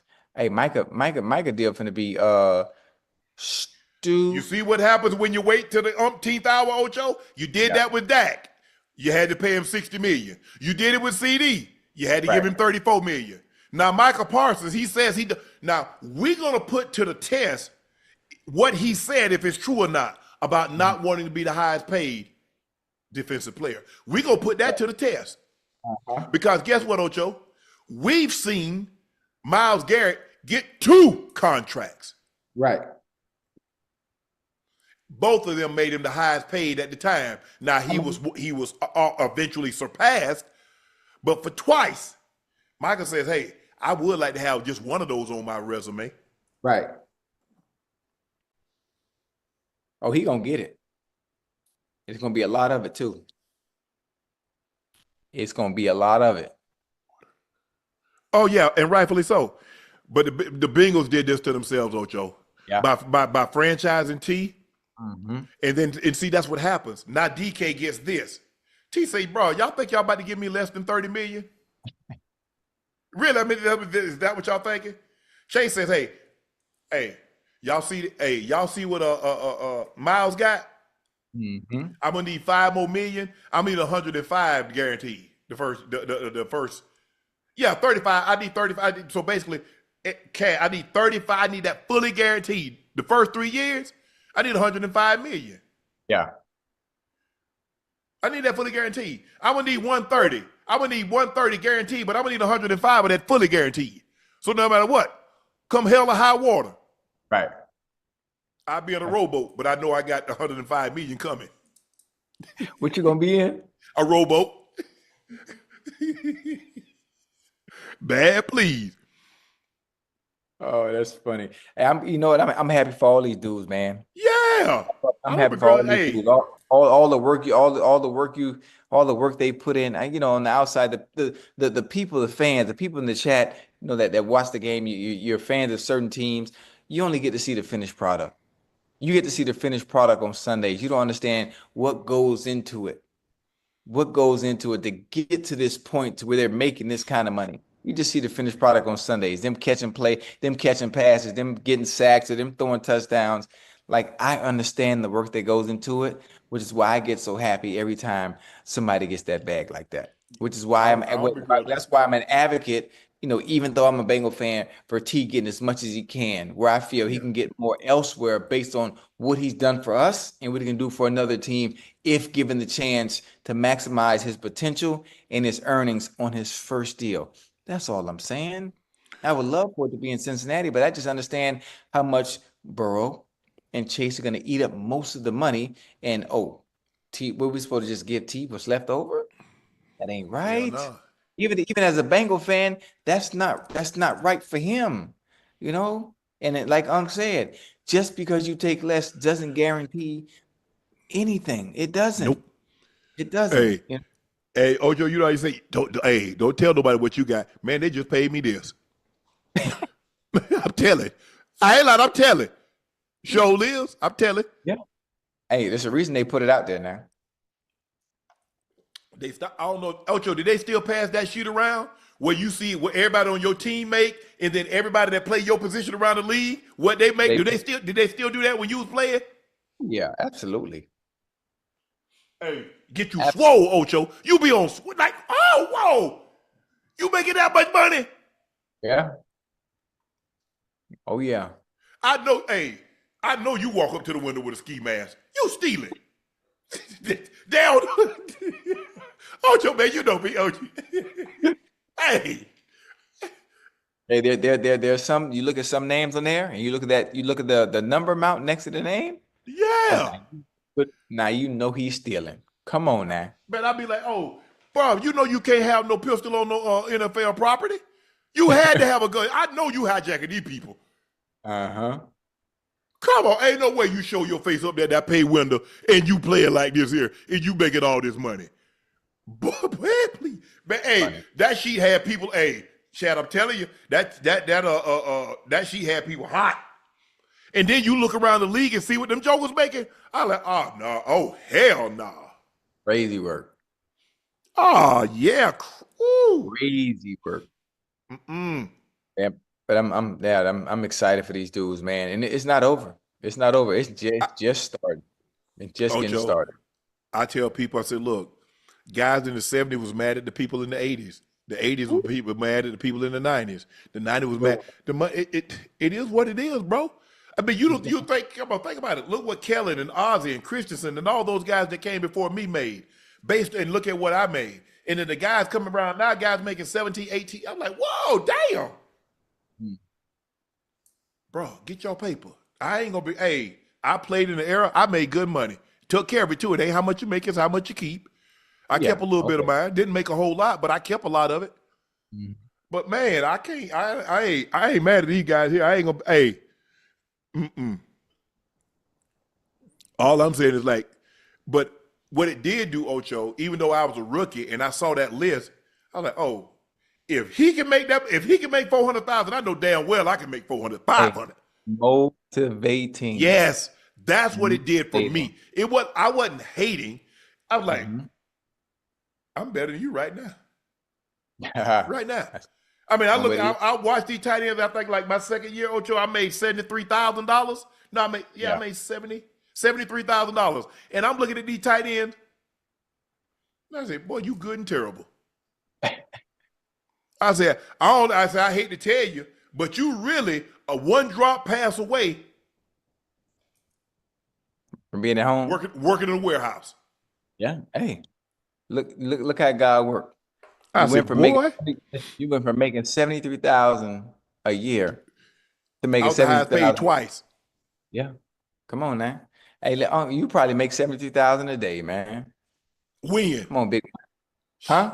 But boy, please, they better never pay me 73,000 a day. Boy.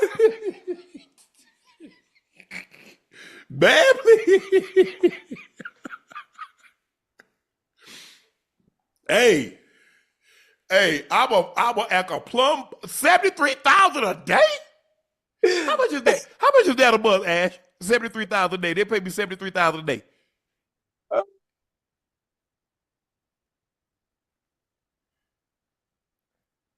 What would that be? That's and I guarantee $2.2 million times 12. That's about 26. That's about 26 million a year. No, I ain't making that, Ocho. Okay, but I hope to one day. Yeah, but I'm like, ooh. Would you say, oh, you act a fool? Would I? I'm going. Look here. I don't know where I'm going, but I'm going somewhere. I'm going somewhere. I'm going to parts unknown. I don't know where I'm going. Man, please. There'll be Nightcap. Cause there'll be they might not be Nightcap for a week. Or it might be Nightcap Jordan have to put it up on the plane on a private jet somewhere. But they're gonna be Nightcap. The funny thing about it is I could picture you if you was making $73,000 a day and acting a fool, which is why it's so goddamn funny. Because I know you would be up. Oh my goodness. Oh man. Man, I ain't no with like that. I wasn't till I made $73,000 a day.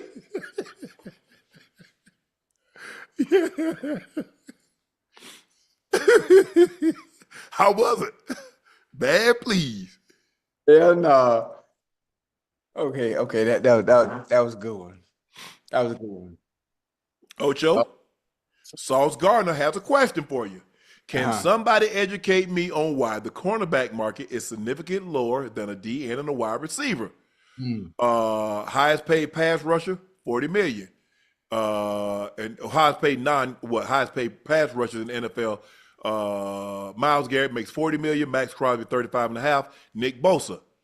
Because here's the thing, Sauce. You can't impact the game like those guys can. I like that. Because see, what you gonna do? Not pass the ball?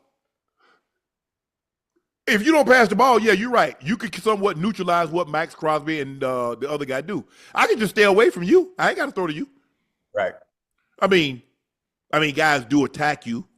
Now, if you was Time, like Time and I, we talk all the time. Man, he say, Sharpe, if I was playing right now, how much you think they have to pay me? I say, what they pay these DNs? Exactly. He brought a totally different dynamic to the position. Yeah. Totally different. I understand what Sauce is saying I do. I get it. But they might not impact the game, but I feel DB is the most difficult position of them all. It absolutely is. It absolutely is. It's the most difficult. You're paying receivers that know where they're going, 30, north of 30, some north of 40 million, and you telling me I have to go out here and stop these elite players week in and week out. Why shouldn't I be compensated as much? It's the hardest job to play, Ocho, because everything you do, you have to do it backwards. And when people say, you look at Ginger Rogers and Fred Astaire, she had a harder job because Fred Astaire lead. She had to do everything he was doing it backwards, and she did it in heels and a ball gown. Oh, yeah. So you're asking a man to say, hey, you got Tyreek. So I want you to backpedal for about 5 to 6 yards, and then I need you to turn and run with it. Oh, my bad. He running the comeback. He ain't running the go. Damn. Oh, he running. Oh, damn. He running the over. He ain't running the go. He ain't running the out. Oh, you got him on the shallow cross too. Ah, damn. He ran a whip. He ain't running the shallow cross. You got all that. Yeah. That's great. I totally listen, as a former DB myself, I'm with you when you're right. At some point, there's going to be a DB that's going to crack that $40 million range. I'm not Ain't sure. Gonna be no time soon. Hell, they're barely in the 20s. For real? Yeah. What did Pat Jr. get? Pat got what, 20, 21 or 22 a year? I think Rams is the highest. Isn't Rams the highest paid? I ain't know it was that low, huh? They ain't nowhere near the 30s. They probably about 5-6 years away from the 30s, Ocho. That's significantly low. And I'm no disrespect to the chat. I'm talking about NFL players. So I'm not comparing it to. That's what we base it on. I'm not comparing it to us normal folks. Yeah. On, and that's what a lot of time, people say, well, if I made that, of course. But you're looking at it from a salary that you already make. So of course you would go from 75,000 to 10 million or 15, 20 million. But if you feel like you should get more, are you willing to go from 75,000 just to 82? Probably not. Jeez. Average. Yeah, Ramsey is 24.1. So they 3 years away from 30, Ocho. You know who might be close though? Who? I'm not sure when Sauce is up. Stingley? And I'm not sure when Derek Stingley is up. But my God. Boy, that goddamn Derek Stingley, boy. Oh, Man, he good. But we got, hey, all I know is this. There's some great corners, some young corners in this league. Number 2 in Denver is the best. oh yeah. Number 2 the best. That joker so smooth, man. That joker like he gliding. Nice. He nice. Very nice. Davante Adams is headed to Southern California, inking a 2-year deal worth $46 million, $23 million. He got $26 million guaranteed. Adams arrives in L.A. as the Rams prepare to part ways from former Triple Crown winner Cooper Kupp. Ocho, you like this move? Absolutely. The funny thing, I talked about it earlier in the show. You lose a Cooper Kupp, one of the best route runners of all time, a Triple Crown, not too far removed from that Triple Crown, I might add. Then you get Puka Nacua, comes out of nowhere. They put him in the positions in which they used to put Cooper Kupp in. And he's just that good. He's good. He can play on the outside. He can play on the outside. Big, fast. I mean, he's not blazing fast, but he's fast enough. And then, okay, now you're losing Kupp, and you're able to go get Davante Adams. Have we seen Davante Adams before? I'm not the one with the New York Jets. Not that one. Not the one with Las Vegas Raiders, where they didn't use him the right way. But the one who could still get it done, because I saw flashes of brilliance and what we're used to seeing from Davante Adams when he was at Green Bay. Man, he might have a little resurgence. And that's what I like to call it. You got your money. So there's no reason for them not to use you offensively. Put you in the same positions that they put Cooper Kupp. You can run the same exact routes. You can get open. You don't need help. One of the few receivers in the NFL. I don't need McVay to scheme me open. Tell me what you want me to do, and let me show you. Watch me go do it. He's surgical with them feet now. Yeah, for sure. Always I like this matchup, and he has a guy that can get in the football. He can put the football in places that's going to give you a chance to run. Because that's the difference. Is that a lot of guys can hit you, but can you hit me with the ability to run? Then I don't have to break my stride pattern. Yeah. You look at the way Joe throws Chase. Chase catch the ball, he just take off. He can do so much when he got the ball in his hands. Yeah. Anytime you can throw a receiver a 5-yard out, a slant, a hitch, and there's a chance that they might go hit the head off the goalpost. Yep. Man, stop playing. Huh? Yeah. And you look at, like I said, we've talked about receivers. You know, you got McDuffie in Kansas City. He coming up in a couple of years, Ocho. Yeah. Got Stingley. They're going to have to see Stingley. Yeah. So I don't know if Sauce has done anything. Maybe they're going to probably have to do something with Sauce here shortly. Yeah. But I like the move. I like Tay going to the Rams. Yeah, I do. I like it a lot, especially for the offense. The offense is not going to miss a beat. They not going to miss a beat. Joey Bosa and the 49ers are having good conversation, and this feels like it's heading towards a deal. Nothing is done, but Bosa brothers wants to be together and probably will get that this year, which likely means it will be a moderate deal with heavy incentives.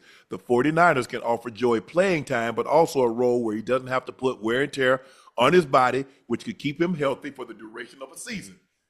And Ocho, has that ever happened in before? there, he'll wrecker. He's but he's missed 40 games, and he still has 72 sacks over his career. So it just goes to show you when he's on the field, he can make a difference. We just got to keep his ass on the field. Yeah. Has this ever happened before? I know Two brothers played together. Play together. I know. I can't off the top of my head. Oh, that's amazing. I mean, I think that's dope. Just the fact that you have the opportunity. No, I don't think Preston and Drew Pearson was brothers. I don't think they were brothers, Ocho. I think they just had the same last name. Have two brothers ever played together?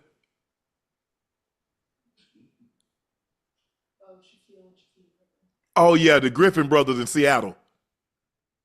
Oh, yeah, dog. And how could I forget that? That wasn't even that long Linebackers. ago. Yeah, that wasn't even that long ago. Yeah, that's right. That's right. Hold on. What about Derek and T.J. Watt? One was a fullback in Pittsburgh, right? Yeah. Okay. Not in the NFL. Rondé was in Tampa, and Tiki was in New York. Oh yeah, the McCarty brothers. Remember that trade? He won that left to Tennessee and went up going to New England. That's right. Bill Yeah. did bring him over there. That's right. That's right. Yeah. But I like it. Hopefully they can get it done. I mean, they seem to want to play with each other. I don't think they played. Was he there when? I don't think he. Nick wasn't there when Joey was at Ohio State. He came the year Joey left and Nick came, or was Nick a freshman when Joey left?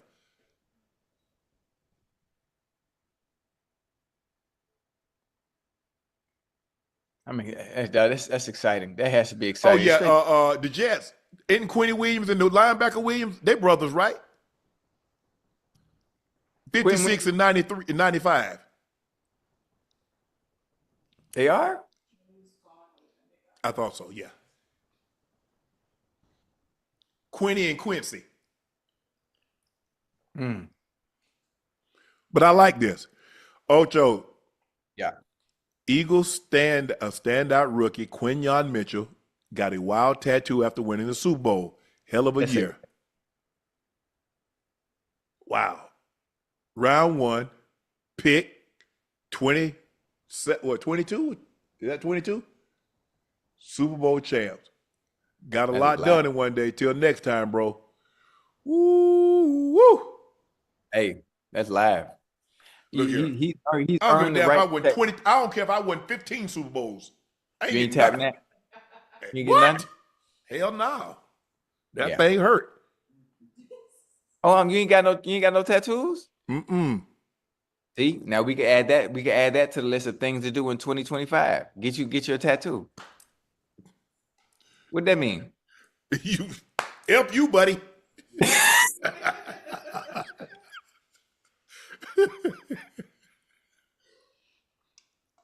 Nah, that ain't finna happen.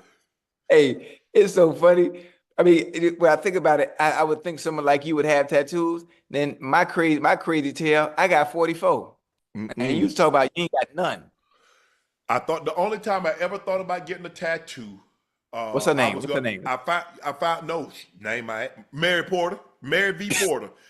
That's her name. And my sister, because I was telling my sister about it, and my sister's like, "Shannon, that'd be so nice." My sister found something where my grandmother wrote her name, Mary V. Porter, and I thought about it. I said, "Libby, I would love to." I said, "But you know, Granny'd be so mad. She hated tattoos." Okay. She's like, "Son, don't mark your body up." Okay, I got you. You know, you got them old people talking about. Yeah. She's like, yeah. like I'm actually drawing on my body, like I'm scribbling something. And I thought about it, and I had the piece of the thing that she had wrote her name on, and I was gonna take it to a tattoo and have it put it right over my heart. That's what I was gonna put it right here. Right. And I just thought about it. I was like, man, Granny She'd probably mad. be, boy, Granny roll over in her grave. And I could just hear her now, son. Why you mark your body like that? even though it's her name, she still wouldn't be satisfied. Nah. Listen, my grandma, I don't know if I was 15 or 16, but I got Philippians 4:13. I could do all things through Christ which strengthen me. And I got a tattoo, and I came home. She was pissed, boy. Hey, boy, she was pissed. I was like, well, listen, I just thought about, something I would like, something that would resonate with me and resonates with you as well, because you're the one who had me in Bible study. You're the one who had me in church every Sunday. Boy, she was hot. Not only was she hot, years later, I got about my senior year in high school, I was probably up to 22 tattoos by that point. What? Yeah. So I'm covered up everywhere. You never see it because I'm normally covered up. So if you see certain pictures, you pay attention. With blackness. Yeah, it's hard to see in the dark. That's what you covered up with. And I'm covered up everywhere, man. From my ankle all the way up, man, to my. Yeah, I almost did my face by accident too. I'm glad I didn't. Shit, boy, please. No, nothing big. Just small stuff. But I didn't do it. Nah, you did the right thing. Don't do that, Ocho. Why would you do that, Ocho? I don't know. You thought about it. You ain't had nothing better to do with your time. Yeah, all jokes aside, I really did. I really did think about it. I did. I was going through a phase. What was her name? I was gonna put on my face. Yeah. I was gonna put a little cross. It wasn't no woman. A little tiny cross right here on the side, No. by the earlobe, right here, just a little tiny cross. Mm-mm. Yeah, I ain't do it though. I ain't do it. It wouldn't look too good on TV, you know. Yeah, no. It was I couldn't do that. I mean, congratulations to Quinion. I mean, hey, bro, congrats. I mean, first round pick, first rookie season, go to the bowl. You know, a lot of times, Ocho, when you have that level of success, you like, Yeah. this easy. It ain't. Trust No, it me, ain't. bro. It ain't. No, it ain't. There are a lot of guys that play 13, 14, 15 years and never go, let alone win. I mean, just think about you're a Chiefs player, and you came in 3 years ago. You don't know nothing about Super Bowls. Yeah. And winning. You played with Tom Brady all those years. That's live. Somebody Amber Rose. Yeah, Amber Rose got her sons tattooed on her forehead. Hey, and she can get rid of that though, right? Because technology is so advanced now. You You get rid of them, but man, that thing hurt. She ain't getting rid of them. I mean, I don't know if you saw the interview, Ocho. She keeping that. Yeah, I saw it. It was good. It was good. It was real good. I mean, Ocho. For me, I like talking to people. Like a lot of these people, I had no idea I would ever meet. Right. Talk to a Tabitha Brown or a Miss Pat or Amber Rose. People like, man, some of these athletes, man, I'm sitting down, I'm talking to Magic Johnson. Crazy. Talking to Cat and Donnell Rollins and all these the comedians and Gary Owens and Bruce and Lavelle Crawford. I've seen Bruce many times perform in Atlanta. Quake. And to sit down and talk to him. And you're right, you have a perception. And then when you get down and talk to the person, and I'm not talking about so much on camera, I'm talking about you get an opportunity to talk to them before and after. Then I like, okay.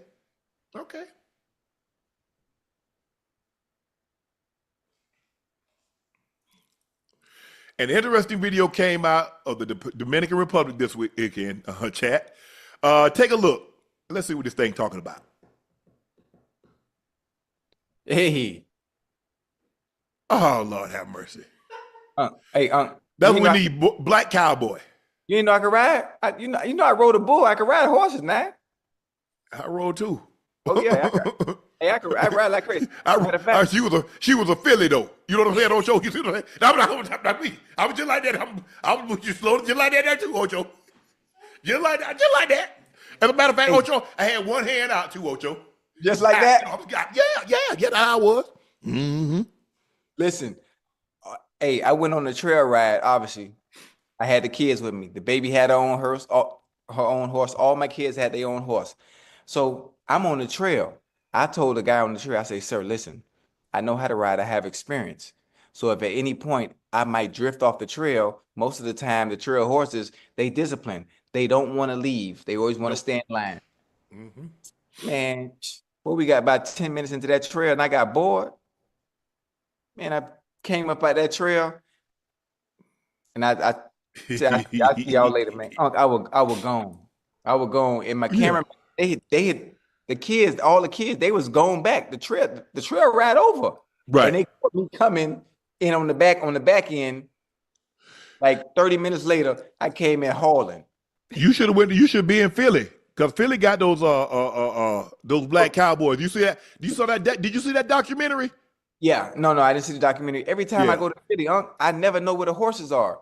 When I go to Houston, when I go to But they Houston, got the rodeo. You should have went last week because they had the rodeo. They got the rodeo going on. Yeah, but I wanna ride.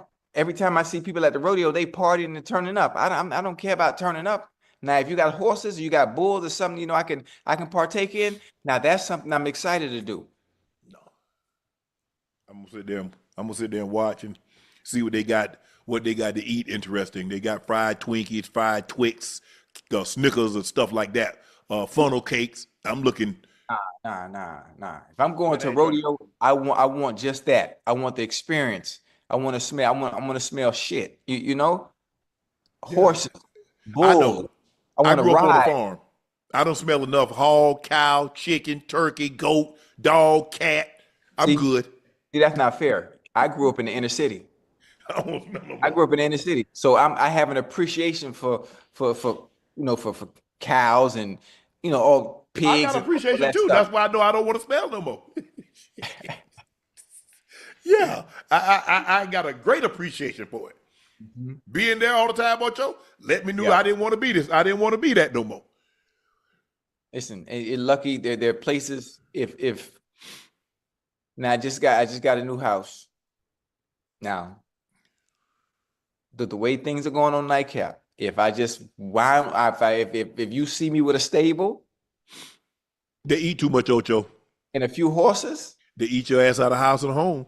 I'm gonna blame you. I'm gonna blame you. I'm gonna blame Ash. I'm gonna blame Doug. I'm gonna Ash blame can the whole tell you, team. Ash, mom got a ranch. Hold on. One horse won't be bad now. One horse? One? It's just me. One horse eat like 10 dogs. See, I don't know how dogs eat because I be on the road. I don't know what that's like. Boy, them horses can eat. Hey, For real? sweet, yes. Ocho, give me a number. Joker weight Give me a 1,200 pounds. I know how much. Yeah. But give me a number. Give me a number. A month. I know Ash. What we talking about? And the Let's vet throw a bills. number out there for me. What do you think? A couple of thousand? Yeah. Yeah. For a year? Yeah, it all depends. Like how well you gonna keep him, because obviously in Miami you're gonna have to stable him somewhere else.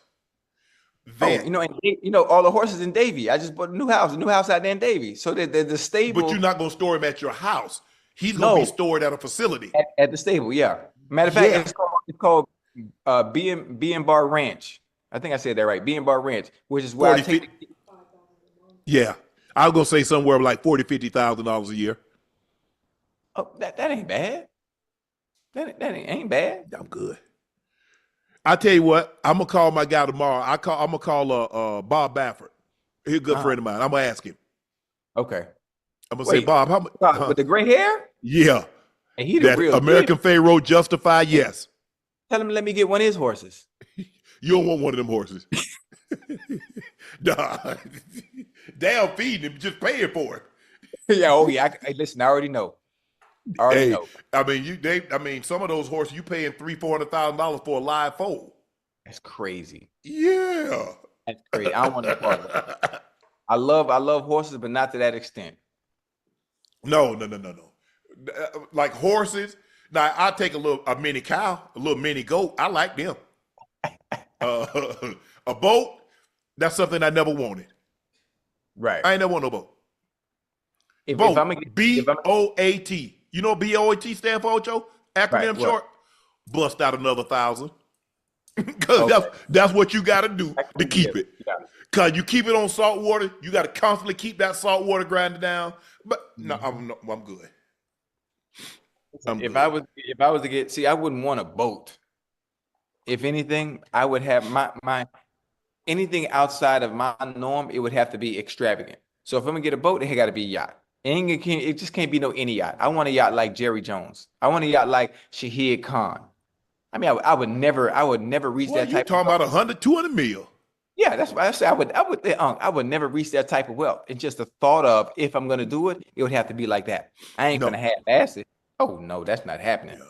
I go rent one, for a day for me and the kids. Give me a bass boat, and I ain't trying to get in there. I can fish. I can fish from the shore. What about you? Said a bass boat or fast? Yeah, a bass boat. Okay. Yeah. They're not expensive. Yeah, no. I could be like Kevin Van Dam or Mike Iaconella or E. Smith, somebody like that. Right. Hey, Bill Dance, Roland Martin, Ernest Hensley. Yeah, I don't know the yacht. I don't like the water like that. How you fish? That's boring. My grandparents got me into fishing, and that was an opportunity for us to be with them. Man, Ocho, when I come up, I don't know how y'all did it, but you wasn't sitting up under no grandparents. So that was really your time to bond. I hate, at the time, I used to hate it. Hey, my grandfather on one side, me and Spanky, my brother, God, Lord, me and my brother on one side, that joker holler across the lake, hey, bring me some more baits. We fishing too. Hey, you mean? Hey, one of y'all bring me y'all rod. He done got his rod caught on a stump or something and done broke the line. Now we got to take him our rod. Now we sitting up there like this here because we ain't got nothing to fish it with. Yep. Yeah, I can't do my it. grandma, hey, boy, bring me the tackle box. Oh, Lord have mercy. Jeez. Yeah, I can't do it. I can't do it. I don't have the patience for it. I can sit on my PC or PS5 or Xbox and I can play Warzone, Call of Duty, FIFA, EAFC. I can sit there and do that for 8-9 hours, huh? No. Every day. No. But if you tell me to go fishing for an hour and I got to sit there and wait for the fish, I got to sit there and wait on the fish and wait for them to bite. Man, no. 30 minutes, I'm clocking out. I'm clocking out. We be going fishing all day. We go in the morning. What? All day. We go early in the morning. Man, please. Hey. Oh, yeah. Man, please. Especially we go saltwater fishing. We go down to like Sapelo Island. That's where they brought the geechies. That's where they offloaded a lot of them, and they still speak that Gullah. So we go to Sapelo Island. We be gone all day. Even if we go to those lakes, we go to like Needle Eye Lake or something like that. Man, Ocho, we be gone all day. I can't do it. Hey, my grandma loved to fish, and as she got older, man, my sister used to take her to the thing and she be out there by herself. Okay, Libby, come back and get me around 5 o'clock. My sister take my grandma out there. It'd be hot. Yeah. Her and my aunt, Aunt Emma, they go down to saltwater. She taught my grandma how to throw a reel, because for the longest time, my grandma fished with a cane pole. Aunt Emma taught my grandma how to throw a rod, huh? With a cane pole? Yeah. With the string tied on the front of it? Yeah. That was a cane pole. Okay. Yeah, somebody tell me, hey.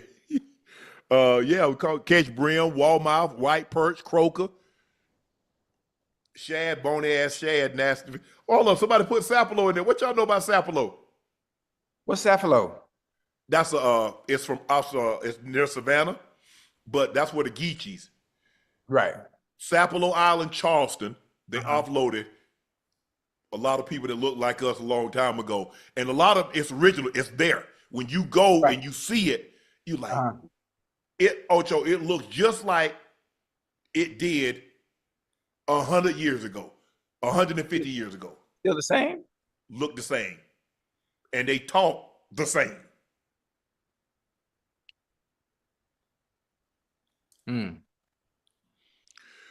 Oh, Rose Sparks is a game changer in the bedroom. It's a fast-acting ED treatment that dissolves under your tongue, getting you hard in 15 minutes on average and lasting up to 36 hours. So that's when the mood is right, you'll be ready. Ro wants to help couples have great sex, and sometimes that means using Rose Sparks. But other times it means asking your partner the right questions, which is exactly what we'll be doing in a little game. And it's time for our newest segment, Ocho, Spark It or Skip It.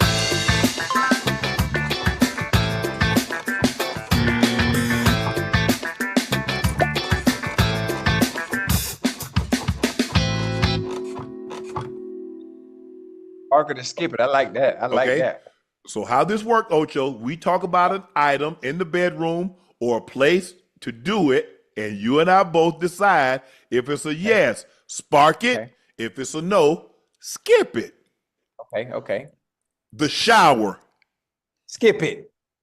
Skip it. No. Skip it. You don't never, ever.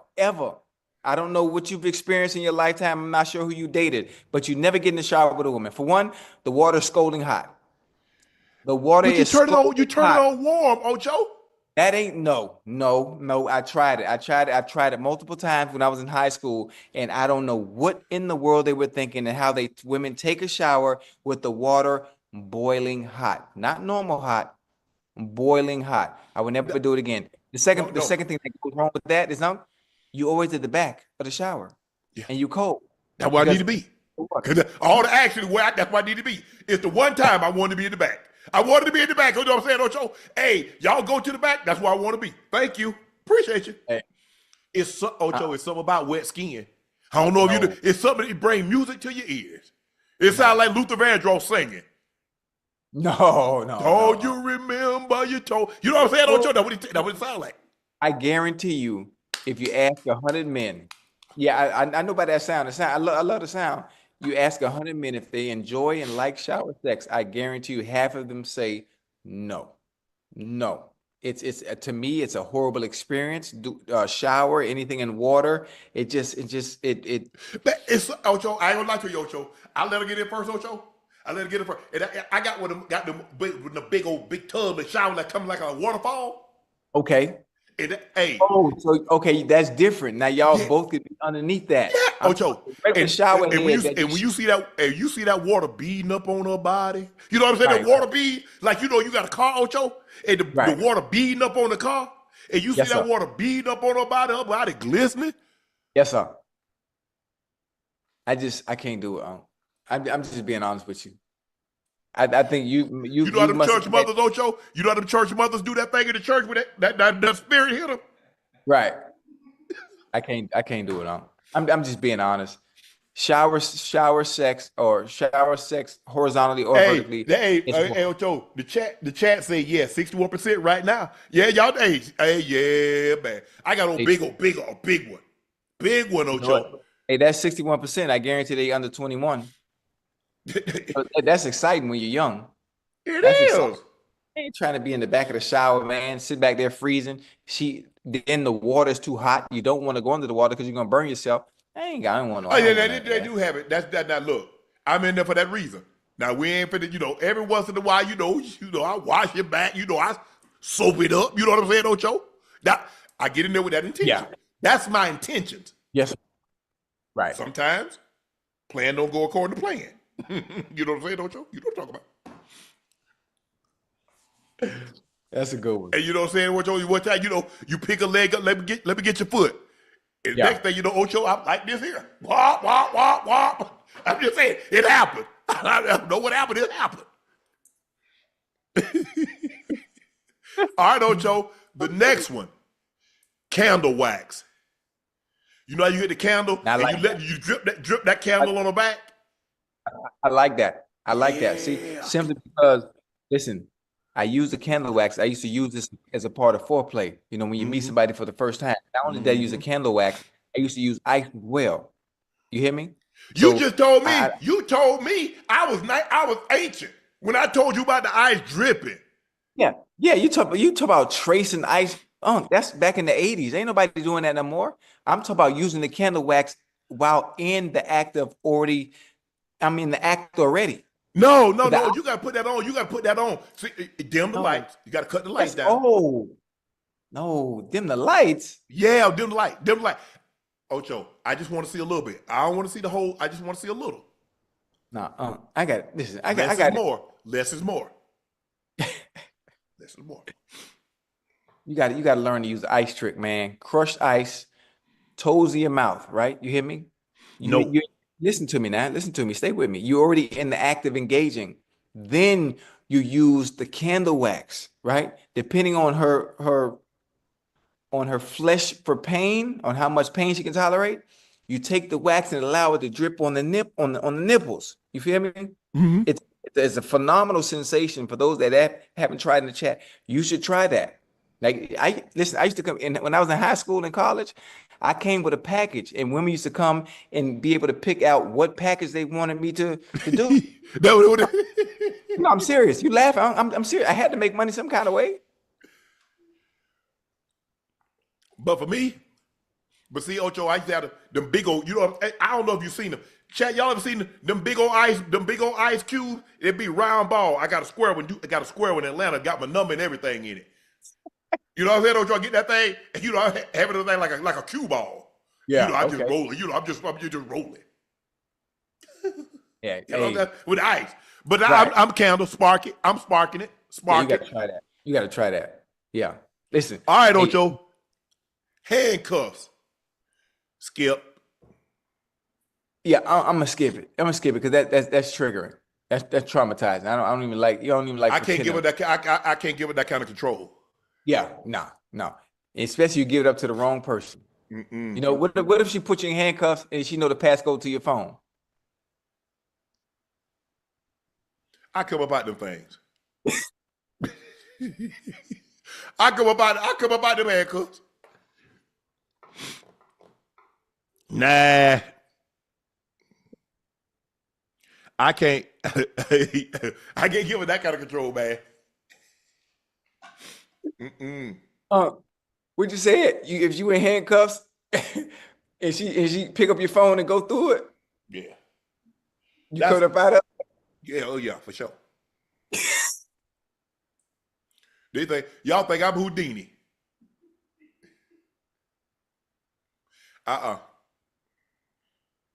No. Chad. And matter of fact, and I know people. Hey, look, some people like to be bound. Some people like to be restrained and all that stuff. I ain't into that. I used to do all. I mean, people about, hey, you know, I don't want to do none of that. Hey, nope. Hey, listen, I used to be man. I had a wild life when I was younger, man. Bondage. Yeah. Oh man, tying up, dominating. Just. Yeah. Hey, that's the old me, man. I done got baptized now, so. I guess the handcuffs are for her. Oh, yeah. It could be, or vice versa, depending on if you have a woman that's aggressive and likes to take over. But she need to be flexible, cause she need to be able to put her hands behind her back and still be able to, you know what I'm saying? You know what I'm saying, Ocho? I'm with you when you're right. I'm with you when you're right. All right. Last but not least, in the car, spark it. Yes, spark it. Spark it. Listen, we've all done that. We've all done that at a young age, middle age, and still. What you still doing it and doing it well? Oh, wait, you could still do it in the car with your bad hips? What? Can I? Boy, I grew up in a car. In a car. Hey, a Chevy Chevette, right? A Fiero. I've been in all that. Yes. Hey, you know, I always thought it was much more exciting, and the thought of getting caught, the thought of doing something you know you're not supposed to. Yes, sir. In the driveway. Hey, I'll pull up at the house. I'm gonna go in there and freshen up. You ain't got to freshen right here. You fresh already. You fresh for what? Right. Come on with it now. Yeah, I like that. Hey, those some days. Now I'm a little more cautious, because there's really not too many places you can go where you can be comfortable and be able to get away with it. You know, always having to look over your shoulder, and you know if you get caught, you're gonna hit that news. I don't want no part of that. I don't want no part of that either, Ocho.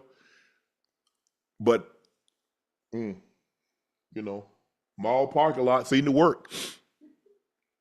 Gym parking lot seems to work.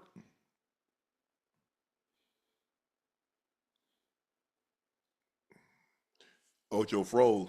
But see, that's why you got that 5%. When you got that 5%, you got to worry about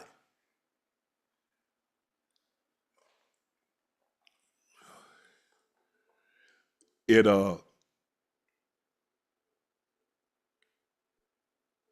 Man, nobody care about no stick. I'm in there. Man, Ocho, man, call Ocho. Ocho the froze. Doctor. Yeah, it does like all she wanted was a quickie. But I think that, yeah, the car. Shower, spark, candle, spark, handcuffs, skip, in the car, spark. I'm just saying. What y'all think, chat? Yeah, man, ain't nothing like that.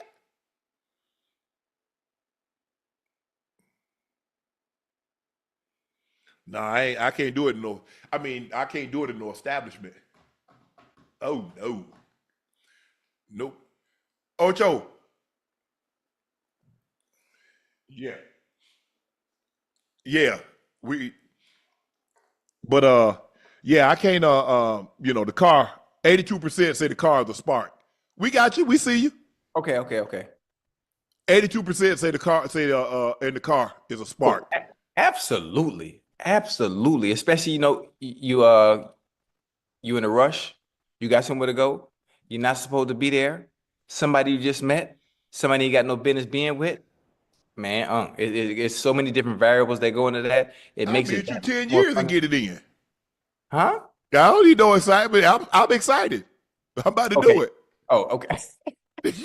You talking about somebody just knew. You know what I mean. You know what I mean. I'm just Oh throwing yeah. out all the variables. That's all. Listen. I haven't done that in a while. I haven't done it in a very, very long time. So, but I just know that feeling. Hey, it ain't nothing like it. The movie theater, I thought like, cause you know they got the movie theater where the chairs lay all the way back, Ocho. Yeah, yeah. We call it I pick. Yeah, I think that's what we got. I thought Yeah. about renting it out, renting one The out, whole just me and the her. whole thing. Matter of Yeah, fact, hey, it's so funny you said that. Oh, I almost woke the baby up. It's so funny you said that. I'm going. No, she right here, laying in front of me. When the last time you been to a drive-in theater? I ain't been to a drive-in theater in 1996. Golly. A drive-in Yeah, ain't nothing like it. yeah. Boy, It was listen. I ain't watching no movies. I'm just saying that. Listen, I'm thinking about it. I thought about it while I was here, and I was talking with very, very good friend of mine. We talk about driving theaters, and the last time you've been to a driving theater, and thought about how that experience would be in 2025. So I looked up, Y'all got some some in Miami? they say there's one in Fort Lauderdale. Say there's one in Fort Lauderdale. I think that would be a great experience, especially if they have old movies they're showing, like Grease, Yeah. just stuff like I ain't that. watching no. I don't give a damn what they showing. They can, hey, they can have a doc. They can Nat Geo could be talking about the Great Migration. That ain't got nothing to do with what I got going on. Oh, you're not gonna watch the show? No, I am not. It's all about the experience if you happen to go to a drive-in theater. I think the people. I wonder what the age group is for the people in the chat. And I don't care what have the age group anybody is. anybody in the chat, y'all been to the drive-in theater? Do you have drive-in theaters in your city where you from? I'm just curious. Yep. There's one in Atlanta on Moreland. It's right across from the federal prison. If anybody live in Atlanta on Moreland Avenue, there's one right down. I'm talking about like right across from the federal prison on Moreland Avenue. I don't know what it's called, but that was the one I went to. And as a matter of fact, she had a truck. She had a truck and let the gate down. You know what I'm saying, Ocho? Oh yeah, People okay. walking Y'all by, was they in ain't the got nothing back. to do with me. But see, here's the thing, Ocho. It was dark and they couldn't see in there. I can see they mind their business. I was handling mine. That's Right. what you do. Y'all don't be no ooh. Mind your business. Hold on, you was on a flatbed outside? No, she had a forerunner. Okay. So the seats Okay. lay down, the gate lay down, and it comes and the other part comes up. Oh, okay. I got you. Well, you were wow, huh? Once upon a time, Ocho. Once upon a time. Back Ocho, they be trying your boy. See, they look at me, you ain't gonna do, huh? I won't do what? Man, please. Oh, them some good days, boy. But back in the day, Ocho, we were wild out there. We were wilding now. Yeah. And it wasn't no thing, now, I mean, hey, front of your homeboys, one on the car, one in the back seat, one in the front seat, one on the trunk. Yeah. Oh, O'Shea. There were the days, Ocho. oh, Like Stevie said, I wish those days would come back once more. Mm. Oh, that's what it's called, Starlight? But they know what I'm talking about. It's on Moreland. It's right across from the federal prison. Mm. Mm-hmm. Once upon a time, Ocho. Them good days. Former boy. Heisman Trophy winning coach Eddie George was named the next head coach of Bowling Green. George has agreed to a 5-year deal. His hiring came 2 days after George, who spent the past 4 seasons as head coach of Tennessee State, was one of the 3 finalists to interview for the position. Congratulations, Eddie. Congratulations, Coachy. That's dope. That's live. That's live. Now take my homeboy Burns. Burns is the special teams coach with Eddie at Tennessee State. So I was talking to him today, and he just texted me a little while ago. He was driving back from D.C., seeing the fam, and so I hope Burns go with him. Yeah, that's dope. That's dope. A high school track runner got attacked with a baton, Ocho, in the middle of the relay Saw the that. Virginia State High School League Class 3 Indoor State Championship. Kaylin Tucker was on the second leg of the 4x2 relay at Liberty University in Lynchburg, Virginia, when she got smacked in the head. Tucker suffered a concussion and a potential skull fracture. The girl's mother said neither the runner nor the coach apologized for the incident. I wonder Ocho. what happened. I wonder what happened. Do you think she impeded her at some point in the race? Maybe bumped Man, that into girl her? went around her. That girl went around her like she was standing still. Ocho, you running with a baton like this. Do you know what you got to do this when you running? That's a lot of energy. I mean, think about this here. That's That's not a natural stride pattern. Yeah, you He right. did it intentionally. Look, we've all at some point been sore losers. I hated to lose. I would throw the ball in the hog pen. I would kick the ball in the woods, and my grandma would be looking at the kitchen, and I come in the house. Get that ball. That ball. Yeah. Yeah. No, you can't. I mean, that's bad. That's bad. I mean, at least apologize. That should have been the first thing the coach did. Right. Go to the coach, go to the young lady if it's possible, and say, I am so sorry. I am so sorry. We do not teach our kids to do that. Her emotions got the best of her. We are definitely going to have a conversation, a very strong, healthy conversation. I'm going to bring her parents in, and we're also going to have a conversation to let them know that this type of behavior will not be tolerated. I understand heat of the moment, things happen, but you got to have that conversation. I don't know. She's probably, 15, 16 years of age. So you have a healthy conversation, Ocho. That's why I think it was probably deeper than that too, huh? Here's the relay, Ocho. Look at this. She behind her. You see the girl go wide. The girl going wide, Ocho. She ain't cut her off. Yeah, that might be deeper than that, huh? I'm just being honest. That might be deeper than that. Because especially after an incident like that at a track meet, at a state championship, coaches, you apologize. You apologize, especially for an incident like that. And the fact that no one came and said anything at all, something ain't right. So this probably goes back before this track meet even happened. They got to rectify that situation, though. Huh? You can't have that in track and field. You can't. Nah, hell at no. At any level. Any level. You're absolutely right. And like I said, I think the best thing should have been done was offering an apology at the time. The young lady says, I'm sorry. She offers an apology at the time. But yeah, I've never seen no situation like that in track, Ocho. I'm just saying, and I've ran track and watched a lot of track meets. I've never seen this. Now hey, Ocho, like they jockeying for position, and you're not finna. But to actually hit somebody in the head with the baton? No, I ain't never seen that. No. Yeah, but when you run, I'll tell you what. You say saying that heavy. Let me get something here. Let me get. Joey talking about the baton in the heavy. I said I was looking for something to hit him in his head. But I need you running though. Yeah. Give me that water bottle, Ash. All right, it's time for our final segment of the evening. It's time for Q&A.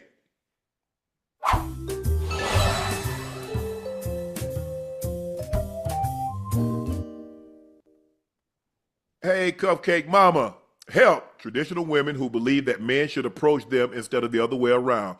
Are we doomed in this new in this new dating era?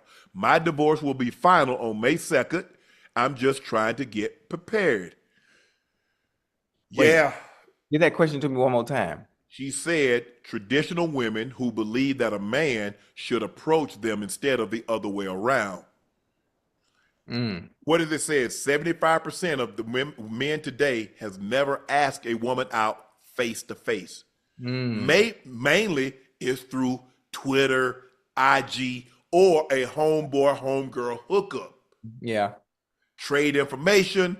Hey, what are you doing? Blah, blah, blah. Boom. I mean, go ahead. To me, what does it even matter? How things are initiated. Either you like the person or you don't. If you don't, well, I mean, we overcomplicate stuff, worried about who approaches who first, who texts who first. I mean, that's just, I mean, we should be past that by now, Yeah, man. Ocho, right now, if she peeking, I'm speaking. You know what Yeah, I'm it saying, is. Ocho? Period. But like she said, traditional women, Cupcake, we met her. She was in, as a matter of fact, she was in New Orleans. She came to the show in New Orleans, introduced herself. So thank you for that. Women, she's a traditional woman. Traditional women are used to what? The old men at Old A. school. What you do. Yeah, right. So if you've never had to ask, it feels a little uncomfortable for you. For me, Right. it's the other way around. I get uncomfortable if a woman were to have asked me out. I'm like, We damn. have, whoa, wait a minute, Uncle. You have some women that are aggressive and assertive that I actually know, go for what they want. I know, but I'm old Right. school though, Ocho. I grew up asking, hey, Right. what are you doing? Can I take you out to eat? Blah, blah, blah. It's Mm. I listen. I like it either way. I mean, listen, whatever floats your boat. You know, guys. Some women, honestly, some women don't have a problem with guys approaching them. no. You know, I'm like, no, you're not understanding where I'm going with this. Some women don't have a problem with guys approaching them, where it's a high volume of men that are always doing it. Yes. Yeah. I mean, you just got to be careful now, Ocho, because everything it can be misconstrued. You asking somebody Yeah, out and you made them yeah. feel uncomfortable. So guys are Mhm. going to be a lot more apprehensive Right. than probably they were in the past. Mm-hmm. But on May 2nd, Cupcake, you're gonna have to let your hair down. You're gonna have to go for what you know. If you Let like it something, down. Listen, this ain't the 80s. If you see something you want, you, speak up. King Govan, Govan. Dang, Unc, do you at least rub feet? Yeah, my own. Put lotion on them. We gotta get you together. I continue to tell you over and over. I mean, your ways of dating and the way you operate is outdated. Come on, come on, man. Ain't they pretty? Y'all in your chat, don't lie. Don't lie, chat. Look at there. Ain't no corns, ain't no bunions.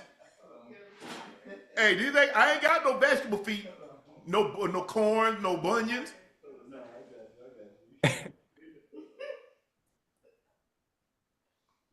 You- Yeah, I want y'all to see. Yeah, y'all see that? Ain't no dark and Yeah, so I rub feet, my own. I keep the thing oiled up too. Look at that.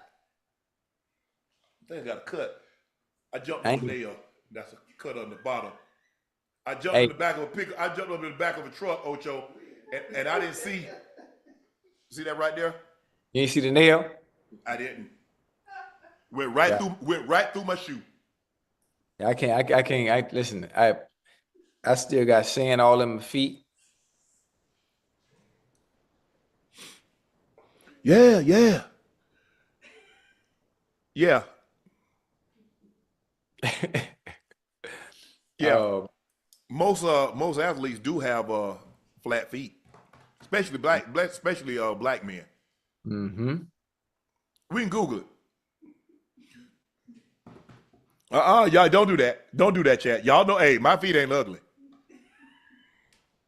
I get pedicures once a week, petties and manis. So y'all if it fake on me. Dr. Frankie L. Bellamy, hey fam, you both always on the move. How do you keep from getting exhausted and make sure you get enough rest? Or have you trained your body to function on little sleep? What's the secret to avoid burning out? Oh, listen, Because my body is trained. My body is trained. I get 4 hours, I'm good. I get 4 hours of sleep, I'm good. Matter of fact, nightcap tonight. I went on the boat with all the kids in the DR. Obviously, we was out there in that sun all day. They swimming. We came back. I set my alarm for 10:45 exactly. When we got back, I got exactly 4 hours of sleep. We doing Q&A, and I'm still locked in, and I'm ready to keep going. no, we ain't finna keep going. Now, Uh, I'm just because saying. working, I found something that I'm passionate about. You don't really get tired when you're Mm-mm, passionate about something. mm-mm. Man, come here, teddy bear. What are you doing up Come this here. late? Come here. Come here. Come here, Teddy.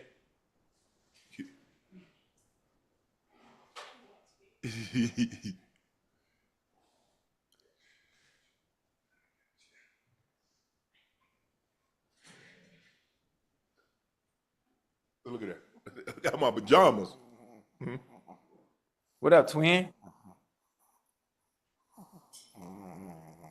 So what y'all doing out there, good people? Say, my name is Teddy Bear, a.k.a. Teddy. I'm about to be 3 in August. Man, what Titus at, man? Man, Titus better have his ass in the bed. Man, he ain't made no appearance. Nah. He ain't make no appearance tonight. But you know what? I don't get a whole lot of sleep. I'm not, even when I'm asleep, I'm not a peaceful sleeper. You know what I'm saying, Ocho? Right. Because when you have dogs, the least little thing, I'm up. Nah, you got to get out of here before you throw up in the house. I ain't got time to clean that up tonight. Right. Or I'm one bark or any little thing, I'm up. You wake up? Yeah. Boy, Yeah. you better than me, boy. I ain't gonna Yeah. hear nothing at all. Yeah. Oh, I hear everything. Deputy Mario, what's the part of South Carolina y'all was just talking about? I'd like to look it up. No, actually, Sapelo is near Brunswick. It's right outside McIntosh County. No, that's not. But a lot of the people left there, Sapelo, Defusky, all those islands, Charleston, that Gullah, Geechee talk. E.T. G. Burke exclusive. Uncle Ocho, would you say the smarter move for the Steelers is signing a younger Justin Fields over Russell Wilson or Rodgers? You get 10 years out of position instead of 1 to 2 from the older guy. Well, who's to say you're gonna get 10 years out of that position? Just because he's younger. You're making moves with the intent to be competitive right now. Right. Now you got to look what you got in that division. You got Joe Burrow and you got Lamar Jackson. Yeah. Yeah. In order for you to really, you got to unseat them. Yeah. Listen, if you don't unseat him, you have to get someone, well, I'm not going to say comparable because you're not going to find anything comparable right now to Joe Burrow and Lamar Jackson, but you got to have at least somebody that can compete. And until you get a quarterback in that room, you will always be behind the 8 ball. Yeah. Tony Brown Jr. said Ocho's Wi-Fi background looks like he's streaming at a Thai restaurant.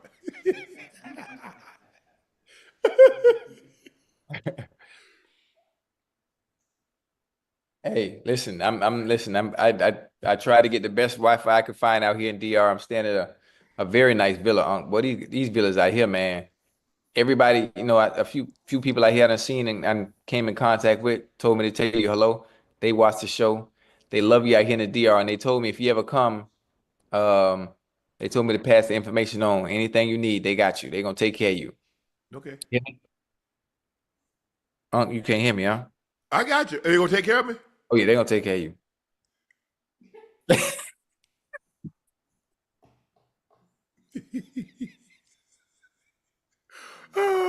Teddy Hart said at this rate, will KD's longevity, 18 years and not slowing down, ever become so overwhelming that he can cement himself as the second greatest small forward despite not having as many accolades as Bird? The same argument people have about Bron and MJ. You do realize Bron is a small forward too, though. That's what he's up against. That's the position Bron plays. Small forward. It's gonna be tough.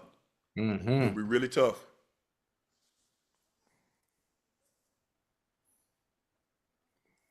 Laney Ray, hey guys, I'm going to Italy next month with some family. I've never been to Europe. Got any European or international travel tips for me? Have fun, especially in Italy. I'm always in Naples to go watch my favorite soccer team play in Naples, Italy. The food. You're going to love the food. You're going to love the people. Very nice. I'm trying to think what else. The architecture is unbelievable. Yeah, I went to Rome and Florence many years ago. I would like to go to the Amalfi Coast. I would like to do Naples. Naples I would is like to beautiful. do. I think the Amalfi Coast. Milan is more for like Fashion Week. I think when it comes to like touristy, I think Florence, Venice, the Amalfi Coast, something like that. I think I need to fit that in, Ocho. Yeah. Yeah, you got to. I'm going to see, matter of fact, again, I'm doubling up. I'm going to see Andrea Bocelli in Italy in July. I won't be able to be there long. So I'm getting in and I'm getting in and getting out, even though I just saw him down here in Miami. I want to see him again in his own setting, near his home, and experience that. So I'm doing that in July before we get back rolling and rocking with football season. Guys, I know y'all wondering why Teddy looking like that. Jordan's taking his picture. So he posing for Jordan. J213, hey, Uncle Ocho, my question for you all. What is your Mount Rushmore for Super Bowls? I feel like 52 got to be up there. That helmet catch, that's 42. Catch was crazy. Be blessed. But listen, that's for you to answer. I can't even remember none of the Super Bowls, and I don't even know the numbers. Oh, yeah. Yeah, that was crazy. The catch, I mean, stopping an undefeated season. The Patriots beating the Seahawks in the fashion in which they did. The Steelers and the Cowboys always had great matchups.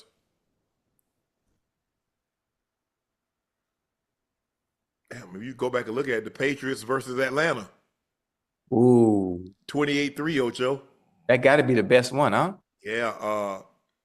2 years ago, basically a walk-off. The Chiefs came back on Philly.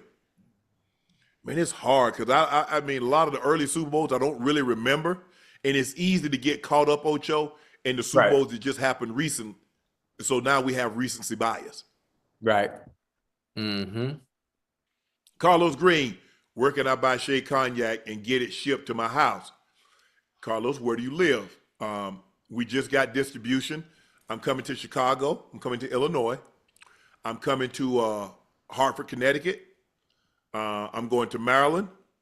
I'm going to Charleston, South Carolina. I'm going to be in Atlanta. I'm going to be in Savannah.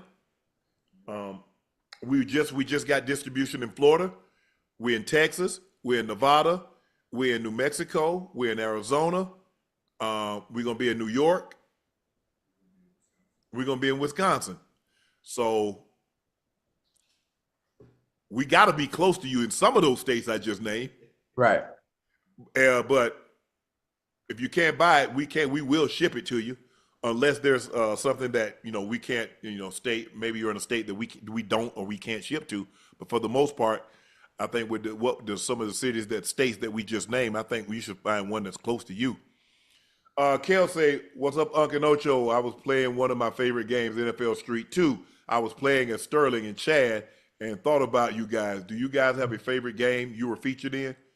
Hell, I think I was featured in NFL Street. I think that's the only. I guess I am part of Madden now. Yeah. But I like the NFL Street. They got me on there with my hat turned backwards. They got me all cock diesel. So I kind of like that. Yeah, NFL Street, the one I was on the cover of. I'm not sure. We coming to Virginia. We're gonna be in Virginia. We're gonna be in Tennessee. We're about to be in like 25 states. Hopefully by the end of the year it's 35. So we definitely coming. We're available in Maryland now. I'll be in Maryland Friday. I'll be in Maryland Friday on the 14th. The Bells 5,000 Dallas Cowboys had two brothers and played Jalen Smith, a linebacker. Yeah, I remember Jalen, and Rod Smith, a running back. Okay. Jordan, T. Higgins to the Ravens. Forget the Bengals. Sorry, Ocho. Nah.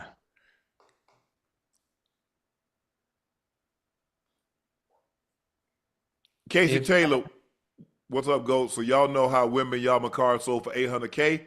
And Ocho, what do you think the highest sports card sale ever is? Also, when is spring live events being announced? PSPM quarterback 15 had a card for sale for $4.3 million. If I'm not mistaken, it's either a Mickey Mantle card or a Honus Wagner card. I think it's the TS Honus Wagner card. I think that's the most expensive card.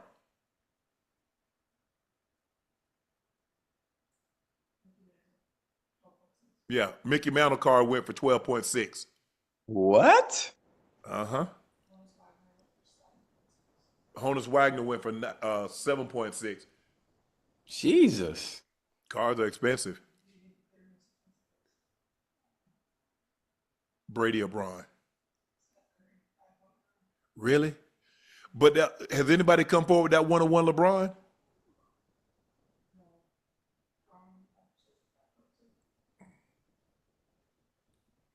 Wow. Kevin Brooks was. I was going through my football cards and I ran across Jussie Tuggle, linebacker from the Falcons, and Craig Ironhead Hayward, running back from the Saints. Hey. Do you have any memories of playing these guys? I played Tuggle. Tuggle was a senior when I was a freshman at Savannah State. He went to Valdosta State. I went to Savannah State. We played in my freshman year. I did play. I do remember playing against. I played against Tuggle in '97, and we played him again, obviously, in the Super Bowl, Ocho. So I'm very familiar with Tuggle, having played against him in college. Iron. Now I don't think I played against Ironhead. I saw at the Pro Bowl one year. Rest his soul. But I don't have a whole lot of memories of playing against. Just seeing him at the Pro Bowl, laughing and joking, having fun. That concludes this episode of Nightcap, brought to you by Boost Mobile. Visit your nearest Boost Mobile store or boostmobile.com to join their nationwide 5G network today. Y'all know me, your favorite unk, Shannon Sharpe, the Liberty City legend, the Bingo Ring of Fame honoree, the Pro Bowler, vacation in the DR. That's Chad Ochocinco Johnson. Please make sure you hit that subscribe button. Please make sure you hit that like button and go subscribe to the Nightcap podcast feed wherever you get your podcast from. And thank you. We know we're a little late. We had some technical difficulties, but thank you for your patience and your continued loyal support. I'm back home. You heard me? I'm back home tomorrow. Okay. Yeah, Make sure you check out Shea by Laportier. We do have it in stock.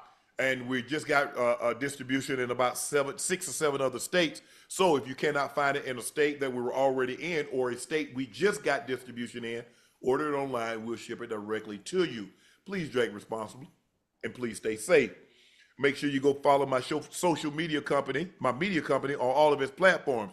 Shay Media and my clothing company, 84, with 84 being spelled out. Everything is restocked. We just dropped our Super Bowl shirt and hat bundle. The link is pinned at the top of the chat. Supplies are limited, and once they're gone, they're gone. So please make sure you get yours before they're gone. Thank you guys for joining us. I'm He's Ocho. This is Teddy Bear. We'll see you tomorrow night. Peace.